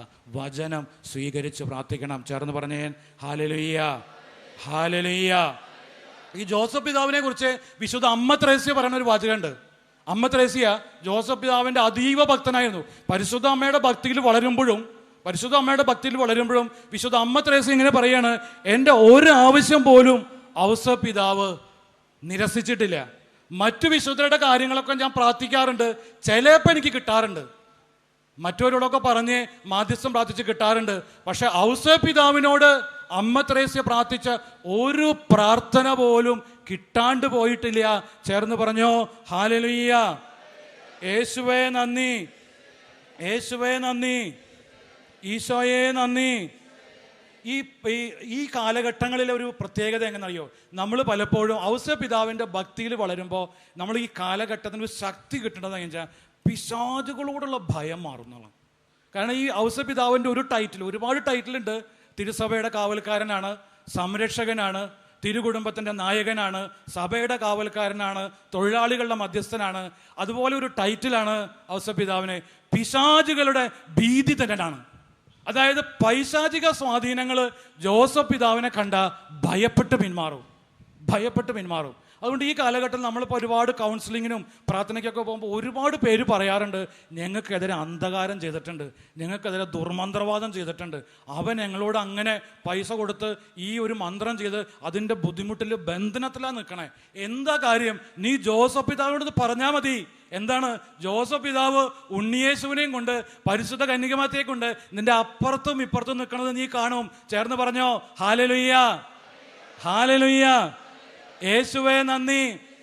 അതുകൊണ്ട് ജോസഫ് പിതാവിനോട് ഉള്ള ഭക്തിയിൽ വളരുമ്പോൾ നമുക്ക് പൈശാചിക സ്വാധീനങ്ങളുടെ മുകളിൽ ഒരു വലിയൊരു വിടുതൽ കിട്ടും, ഒരു ശക്തി കിട്ടും. Hallelujah, hallelujah. ഈ ജോസഫ് പിതാവിൻ്റെ വേറൊരു പ്രത്യേകത അറിയാം. ജോസഫ് പിതാവിൻ്റെ കുറിച്ചുള്ള പുസ്തകത്തിൽ നമ്മൾ ഇങ്ങനെയാണ് വായിക്കണേ. ഔസേപ്പ് പിതാവ് തൻ്റെ പണിശാല, ഈ പണിശാലയിലെ ആശാരിപ്പണി ഇങ്ങനെ ചെയ്തുകൊണ്ടിരിക്കുമ്പോൾ പതുക്കെ ഒളിഞ്ഞിങ്ങനെ നോക്കും. ഒളിഞ്ഞു നോക്കുമ്പോൾ അടുത്ത മുറിയിലെ പരിശുദ്ധ കന്യകാമറിയവും ഉണ്ണിയേശുവിനെ കാണും. ഉണ്ണിയേശുവിനെ കാണുമ്പോൾ ഈ ജോലിയുടെ ഇടയിൽ ഒരു ഗ്യാപ്പിൽ നോക്കിയിട്ട് ഉണ്ണിയെ നോക്കിയിട്ട് ഈശോയെ ആരാധിക്കും. എന്താണെന്നറിയോ? ആദ്യത്തെ ദിവ്യകാരുണ്യ സെൻ്ററാണ് നസ്രത്തിലെ കുടുംബം. ആദ്യത്തെ ദിവ്യകാരുണ്യ സെൻറ്റർ നമുക്ക് ഇന്ന് ദേവാലയങ്ങളിലും നമ്മൾ ഈ ധ്യാനമന്ദിരങ്ങളിലൊക്കെ പരിശുദ്ധ കുർബാനയുടെ ദിവ്യകാരുണ്യ സെൻറ്റർ ഇല്ലേ, അവിടെയൊക്കെ നമ്മൾ മുട്ടുകുത്തിയിട്ട് ഈശോയെ IHS എന്ന് എഴുതിയ ഗോതമ്പപ്പത്തിൽ ഈശോയാണ്, ഭൂമിയിലെ ക്രിസ്തു സാന്നിധ്യമാണ് ഇവനെന്ന് പറഞ്ഞ് നമ്മൾ ആരാധിച്ച് പ്രാർത്ഥിക്കില്ലേ? അതുപോലെ ഇവൻ ദൈവത്തിൻ്റെ പുത്രൻ, ദാവീദിൻ്റെ പുത്രൻ, ഇവൻ പരിശുദ്ധ കന്യകാമറിയിലൂടെ പിറന്നവൻ, ഇതാ എൻ്റെ വീട്ടിലെ എൻ്റെ ഭാര്യയുടെ മടിത്തട്ടിലെ എന്ന് പറഞ്ഞ് ജോലിയുടെ മധ്യത്തിൽ ഇങ്ങനെ ഒളിഞ്ഞ് ഈശോയെ നോക്കി ആരാധിക്കും. ദിവ്യകാരുണ്യനാഥനെ ആരാധിക്കുമ്പോൾ ഓർക്കണം, ജോസഫ് പിതാവാണ് ആദ്യമായിട്ട് ഈ ദിവ്യകാരുണ്യനാഥനെ ആരാധിച്ച. ഇങ്ങനെ തീരുമാനിക്കണം, എനിക്കൊരു സമയമുണ്ടെങ്കിൽ, ഒരു ദിവസത്തിൽ ഒരാഴ്ചയിൽ ഒരു സമയമുണ്ടെങ്കിൽ 1 മണിക്കൂർ 2 മണിക്കൂർ ഞാൻ ദിവ്യകാരുണ്യ സെൻറ്ററിലിരുന്ന് ദൈവമേ ഭൂമിയിലെ ക്രിസ്തു സാന്നിധ്യമായ ഈശോയെ ആരാധിച്ചു. നിങ്ങൾ ഈ വെള്ളിയാഴ്ച കൺവെൻഷനിൽ എനിക്കറിയാം ഒരുപാട് പ്രതിസന്ധികളുടെ മധ്യത്തിലാണ് നമ്മൾ ഈ വെള്ളിയാഴ്ച കൺവെൻഷനിൽ വരിക. ഞാനിതുപോലെ വന്നിട്ടുണ്ട്. ഒരുപാട് മുന്നിലിരുന്ന് നിയോഗങ്ങളായിട്ട് സമർപ്പിച്ച് വീട്, സാമ്പത്തിക ബുദ്ധിമുട്ടുകൾ, ബന്ധ തകർച്ചകൾ, അതുപോലെ ജീവിതത്തിൻ്റെ വഴിമുട്ടി നിൽക്കണ, പക്ഷേ ഇനി ഇത് കഴിഞ്ഞിട്ട് വേണം ഒരു തീരുമാനം എടുക്കാൻ എന്നൊക്കെ ആഗ്രഹിക്കുന്ന വ്യക്തികൾ ഈ വചനം കേൾക്കുമ്പോൾ ഇങ്ങനെ നിങ്ങൾ തീരുമാനിക്കണം, ഞാൻ പരിശുദ്ധ കുർബാനയുടെ മുന്നിലിരിക്കും. ഒരു ഉത്തരവും കിട്ടിയില്ലെങ്കിലും എൻ്റെ ഈശോ, ഭൂമിയിലെ ക്രിസ്തു സാന്നിധ്യം ഈ ദിവ്യകാരുണ്യ നാഥനിലുണ്ട് എന്ന വിശ്വാസത്തോടെ മുട്ടുകുത്തിയിട്ട് ജോസഫ് പിതാവ് ഇങ്ങനെ ഒളിഞ്ഞ് നോക്കിയതുപോലെ നിങ്ങൾ ഒളിഞ്ഞൊന്നും നോക്കണ്ട, മുട്ടുകുത്തിയിട്ട് ഈശോയെ നോക്കണം. ഈശോയെ ദിവ്യകാരുണ്യ നാഥ എന്നെ സഹായിക്കണേ എന്ന് പ്രാർത്ഥിച്ച നിങ്ങളെ സഹായിക്കാണ്ട് ദൈവം കടന്നു പോകില്ല. ചേർന്ന് പറഞ്ഞോ ഹല്ലേലൂയ.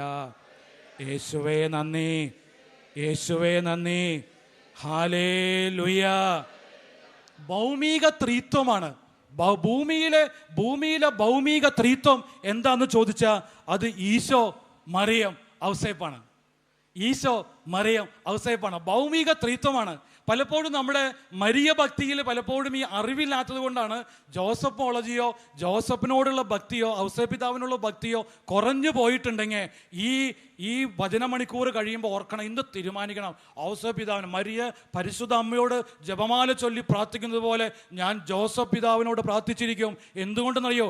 ഈ കാലഘട്ടം അത്രമാത്രം തിന്മ നിറഞ്ഞ കാലഘട്ടം, പാപം പെരുകുന്ന കാലഘട്ടം, അന്ത്യത്തോടടുക്കുമ്പോൾ ഈശോയുടെ 2ാം വരവിൻ്റെ പ്രകമ്പനങ്ങൾ ലോകത്തിലും സമൂഹത്തിലും രാഷ്ട്രീയത്തിലും കുടുംബത്തിലും സഭയിലും ഉള്ളിൽ വരെ കാണുമ്പോൾ ഈ ഭക്തി വളരണമെന്ന് സ്വർഗം ആഗ്രഹിക്കുന്നു. ചേർന്ന് പറഞ്ഞോ ഹല്ലേലൂയ, ഹല്ലേലൂയ. പരിശുദ്ധ അമ്മയോട് ചേർന്ന് ഈ ഭക്തിയിൽ വളരുമ്പോൾ ഞാൻ നേരത്തെ പറഞ്ഞു പോയി, ജോസഫോളജി, ജോസഫിനോടുള്ള ഭക്തി, ഔസേപ്പിതാവിനോടുള്ള ഭക്തി പരിശുദ്ധ അമ്മയിലേക്കും, പരിശുദ്ധ അമ്മയുടെ ഭക്തി കൂദാശകളിലേക്കും, ദിവ്യകാരുണ്യനാഥനിലേക്കും, സ്വർഗത്തിലേക്കും നമ്മെ നിത്യതയിലേക്ക് ഈശോ എത്തിച്ചിരിക്കും. Hallelujah, hallelujah. വിശുദ്ധ ബേസിൽ നമ്മൾ ഇങ്ങനെ പഠിപ്പിക്കുകയാണ്, വിശുദ്ധ ബേസിൽ ഇങ്ങനെ പഠിപ്പിക്കുകയാണ്, ദൈവപുത്രൻ്റെ അപ്പൻ, വിശുദ്ധരെക്കാളും മാർപ്പാപ്പക്കാളെയും വലിയവൻ, പിശാചുകളുടെ പരിഭ്രമമാണ് ഔസേപ്പിതാവ്. പിശാചുകളുടെ പരിഭ്രമം. ഞാൻ നേരത്തെ പറഞ്ഞു, അന്ധകാര ശക്തികളെ ഭയപ്പെടുന്ന വ്യക്തികൾ പലപ്പോഴും ഞാൻ അവരുടെ മുന്നിൽ കൗൺസിലിങ്ങിൽ ഇരിക്കുമ്പോൾ അന്ധകാര ശക്തികളാണ്, എനിക്കെതിരെ തിന്മ ചെയ്തിട്ടുണ്ട്, ഒരു സത്യമായിരിക്കാം, എനിക്കെതിരെ ഇന്നമാതിരി മന്ത്രം ചെയ്തിട്ടുണ്ട്. അപ്പം ഞാൻ അവരോട് പറയും, വചനം സ്വീകരിച്ച് പ്രാർത്ഥിച്ചോ? കിട്ടണില്ലേ ബ്രദറെ? വചനം ഉള്ളിൽ വരണില്ല. ഞാൻ നേരത്തെ പറഞ്ഞില്ലേ, വചനം സ്വീകരിച്ച് പ്രാർത്ഥിച്ച് ഈ വിശുദ്ധിയിൽ നമ്മൾ വളരുമ്പോൾ ഒരു പൈശാചിക ശക്തിയും ഒരു അന്ധകാര ശക്തിയെയും ഒരു മന്ത്രതന്ത്ര വിദ്യകളെയും നമ്മൾ ഭയപ്പെടേണ്ട കാര്യമില്ല. അത് വചനം നമ്മുടെ ഉള്ളിൽ ഉണ്ടാവണം, ഉള്ളിലേക്ക് അത് കണക്ട് ചെയ്യണം. ചേർന്നൊന്ന് പ്രാർത്ഥിച്ചതിന് ഹല്ലേലൂയ, ഹല്ലേലൂയ. ഈശോയെ നന്ദി. ഈ ഔസേ പിതാവിൽ വഴങ്ങി 2-3 കാര്യങ്ങൾ പറഞ്ഞ് നമ്മളത് അവസാനിപ്പിക്കുകയാണ്. ഒന്ന്, ഔസേ പിതാവ് ഒരു ആത്മീയ മനുഷ്യനായിരുന്നു. ആത്മീയ മനുഷ്യനായിരുന്നു. അതായത് ഈ ആത്മീയ മനുഷ്യൻ എന്ന് പറയുമ്പോൾ സ്വർഗം പരിശുദ്ധ അമ്മയെ പരിപാലിക്കാൻ ഒരാളെ നോക്കി. പരിശുദ്ധ അമ്മയെ, ഉണ്ണിയേയും പരിപാലിക്കാൻ ഒരാളെ നോക്കിയപ്പോൾ സ്വർഗം കണ്ടെത്തിയ വ്യക്തിയാണ് ഔസേ പിതാവ്. ഈ ഔസേ പിതാവിൻ്റെ കരങ്ങളിൽ നിങ്ങളുടെ ജീവിതങ്ങൾ അങ്ങോട്ട് ഭരമേൽപ്പിച്ചോ, ഈ ഔസേ പിതാവ് അത് ഏറ്റെടുത്തിരിക്കും. ആത്മീയ മനുഷ്യനായ ഔസേ പിതാവ് ഏറ്റെടുത്തിരിക്കും. ഇത് പറയുമ്പോൾ ഞാൻ എൻ്റെ ജീവിതത്തിൻ്റെ ഒരു കാര്യം കൂടെ പറയാം. ഞാനൊരു വീട് പണിതു. അപ്പോൾ ഔസേ പിതാവിൻ്റെ ഭക്തിയിൽ മുന്നോട്ട് പോണ കാലത്താണ് വീട് പണിതപ്പോൾ ഞാൻ ആദ്യം തന്നെ എൻ്റെ വീട് പണി ഞാൻ ഔസേ പിതാവിനെ സമർപ്പിച്ച് അങ്ങോട്ട് പ്രാർത്ഥിച്ചു. ആദ്യം തച്ചനാണല്ലോ, ആശാരിയാണല്ലോ. ഞാൻ ബാങ്കർ ആയതുകൊണ്ട് എനിക്ക് ഈ കണക്കും അതുപോലെ ബിസിനസ്സൊക്കെ അറിയുള്ളൂ. ഈ ബാക്കിയുള്ള വീട് പണിയാനുള്ള ടെക്നോളജിയോ അറിവ് എനിക്കില്ല, കുറവാണ്. പിന്നെയും ഭാര്യയ്ക്ക് കൂടുതൽ. അപ്പം ഞാൻ ഔസേ പിതാവിനോട് പറഞ്ഞു, ഔസേ പിതാവേ നീ വരണം, ആശാരിയാണല്ലോ, ഈശോയെ പഠിപ്പിച്ച ആളല്ലേ, എൻ്റെ വീട് വന്ന് പണിത് പൂർത്തിയാക്കി തരണം എന്ന് പറഞ്ഞ് ഔസേ പിതാവിന് സമർപ്പിച്ച് വീട് പണി ആരംഭിച്ചു. ജോലിയിൽ മുന്നോട്ട് പോയപ്പോൾ ജോലിയിൽ ലീവില്ലാത്ത തിരക്കിൻ്റെ മധ്യത്തിൽ ഒരു നല്ലൊരു കോൺട്രാക്ടറെ കണ്ട് ഒരു കോൺട്രാക്ടറെയാണ് ഏൽപ്പിച്ചത്. പണി മുന്നോട്ട് പോയി ഏകദേശം 3/4 പണിയായപ്പോൾ ഒരു സുപ്രഭാതത്തിൽ കോൺട്രാക്ടറെ കാണാനില്ല. ചേർന്ന് പറഞ്ഞേ ഹല്ലേലൂയ. കോൺട്രാക്ടർ മുങ്ങി. കുറേ കാശ് ആളുടെ ബില്ല് വിട്ടു. നമുക്കറിയാം, ലോൺ എടുത്ത് ഗോൾഡ് പണയം വെച്ച് വിഷമിച്ചിട്ടാണ് ഈ വീട് പണി മുന്നോട്ട് പോവുക. അതിൻ്റെ ഉള്ളിൽ കുറേ കാശും കൊണ്ട് കോൺട്രാക്ടർ മുങ്ങി. അന്ന് രാത്രിയിൽ ഞാനിങ്ങനെ ദൈവമേ എന്ന് വെച്ച് ഇപ്പം ഞാൻ ചിരിക്കണം. അന്ന് ഹൃദയം പൊട്ടിയിട്ട് കർത്താവിൻ്റെ കുരിശിൻ്റെ മുന്നിൽ ഇങ്ങനെ നിന്നു. അപ്പം നിന്നിട്ട് ഞാൻ പറഞ്ഞു, കർത്താവെ ഞാൻ ഈ ജോസഫ് പിതാവിന് സമർപ്പിച്ച് പ്രാർത്ഥിച്ചതല്ലേ, എന്നിട്ട് ഈ ഗതികേട് എനിക്കായോ എന്ന് പറഞ്ഞ് പ്രാർത്ഥിച്ച് തിരിച്ച് കടന്നപ്പോൾ എനിക്കൊരു ശക്തി കിട്ടി. കർത്താവ് നിൻ്റെ കൂടെയുണ്ട്. ഈ വീട് പണി ദൈവം ഈ കോൺട്രാക്ടർ നിങ്ങളെ പൂർത്തീകരിക്കുന്നതിനേക്കാളും മുന്നേ ഇത് പൂർത്തീകരിച്ചു തരും. അങ്ങനെ ഇരിക്കുന്ന സമയത്ത് ഭാര്യ പറഞ്ഞു, ഇനിയിപ്പോൾ കോൺട്രാക്ടർ നോക്കിയിട്ട് കാര്യമില്ല, ഞാനും മക്കളുണ്ടല്ലോ, ഞങ്ങൾ സൂപ്പർവൈസ് ചെയ്തോളാം, ആൾക്കാരെ നിങ്ങൾ വിളിക്കുകയെന്ന് പറഞ്ഞു. അങ്ങനെ കുറച്ച് പണം സംഘടിപ്പിച്ച് ആൾക്കാരെയൊക്കെ വിളിച്ച ആൾക്കാരെ കൃത്യം വന്ന് കോൺട്രാക്ടർ എനിക്ക് പണി പൂർത്തിയാക്കി തരണേക്കാളും 1 മാസം മുന്നേ ഈ പണി അങ്ങോട്ട് ഗംഭീരമായിട്ട് പൂർത്തീകരിച്ച് ഞാൻ നിൽക്കുമ്പോൾ എനിക്ക് കർത്താവ് പറഞ്ഞു തന്നു, നീ അന്ന് പ്രാർത്ഥിക്കുമ്പോൾ പറഞ്ഞില്ലേ, നീ വീട് പണിയുമ്പോൾ പറഞ്ഞില്ലേ, ജോസഫ് പിതാവിനെ സമർപ്പിച്ച് പ്രാർത്ഥിച്ചില്ലേ, നിന്റെ സമർപ്പണം ഈ ഔസേ പിതാവ് ഏറ്റെടുത്തു. അവൻ എൻ്റെ മുന്നിൽ മാധ്യസ്ഥം ചൊല്ലി നിന്റെ ഒരു വിഷമഘട്ടത്തിലേക്ക് അവൻ ഇറങ്ങി വന്നു. ഒരാളുടെ വീട്ടിൽ വീട് പണി എന്തുമാത്രം വിഷമമുള്ള കാര്യം എന്നറിയോ? അതിൻ്റെ മധ്യത്തിൽ നിങ്ങൾ സഹായകനായിട്ട് ഔസേ പിതാവ് വരും.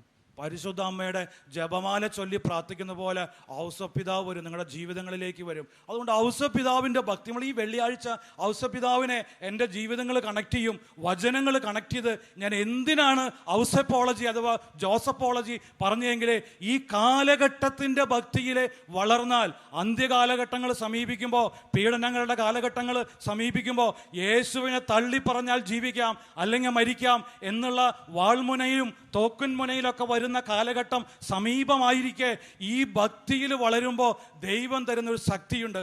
ഈ ശക്തി കിട്ടാൻ വേണ്ടി നമുക്ക് പ്രാർത്ഥിക്കണം. ചേർന്ന് പറഞ്ഞേൻ ഹല്ലേലൂയ, ഹല്ലേലൂയ, യേശുവേ നന്ദി.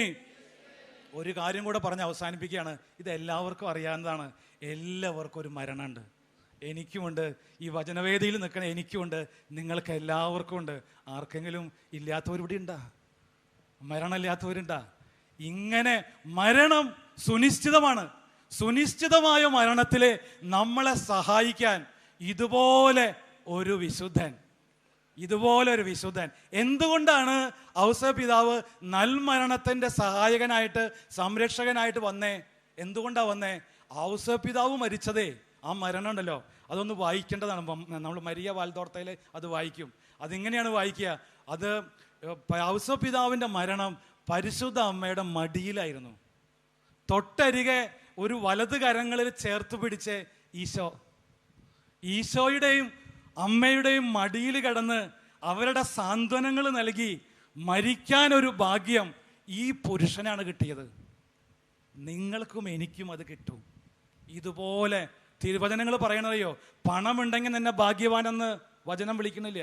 സമ്പത്തുണ്ടെങ്കിൽ ഭാഗ്യവാനെന്നും വിളിക്കണമെന്നില്ല. ഭാഗ്യവാനെന്നും അനുഗ്രഹീതനെന്നും വചനം വിളിക്കുന്നത് നല്ല മരണം കിട്ടുമ്പോഴാ. എന്താണ് നല്ല മരണം? എന്താണ് നല്ല മരണം? സ്വർഗം ഉറപ്പുവരുത്തിയ മരണം.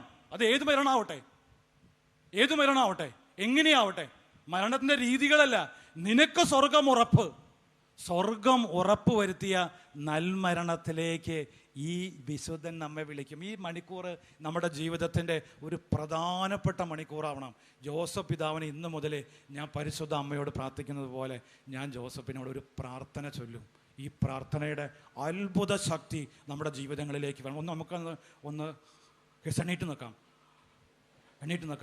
കർത്താവ് ഇങ്ങനെ പ്രാർത്ഥിക്കുകയാണ്. കർത്താവെ, ജോസഫ് പിതാവെ, ഞങ്ങളുടെ ജീവിതങ്ങളെ സംസാരിക്കണേ. ഈ നൽമരണത്തിൻ്റെ മധ്യസ്ഥൻ, തിരുസഭയുടെ കാവലാള്, ദൈവം ഒന്ന് ഇരു കരങ്ങളും കർത്താവിലേക്ക് ചേർത്ത് പിടിച്ച് നമുക്കൊന്ന് പ്രാർത്ഥിക്കാം. കർത്താവെ, ഇത് ശക്തി തരണം. ഈ ജീവിതത്തിൻ്റെ മണിക്കൂറിൽ എന്നെ ജോസഫ് പിതാവിൻ്റെ ഭക്തിയിൽ എന്നെ വളർത്തണം. ഒന്ന് പ്രാർത്ഥിച്ച മക്കളെ. ഹല്ലേലൂയ, ഹല്ലേലൂയ, ഈശോയെ നന്ദി, ആരാധന. ഹല്ലേലൂയ, ഈശോയെ നന്ദി, ആരാധന. Hallelujah, hallelujah. തിരുസഭയുടെ കാവൽക്കാരനായ ഔസേപ്പ് പിതാവേ, തൊഴിലാളികളുടെ മധ്യസ്ഥനെ, പിശാചുകളുടെ ഭീതിതനെ, ഞങ്ങളെ സഹായിക്കണേ. Hallelujah, hallelujah, hallelujah. വിശുദ്ധിയിൽ വളർത്താൻ സഹായിക്കണേ. വചനം സ്വീകരിക്കാൻ സഹായിക്കണേ.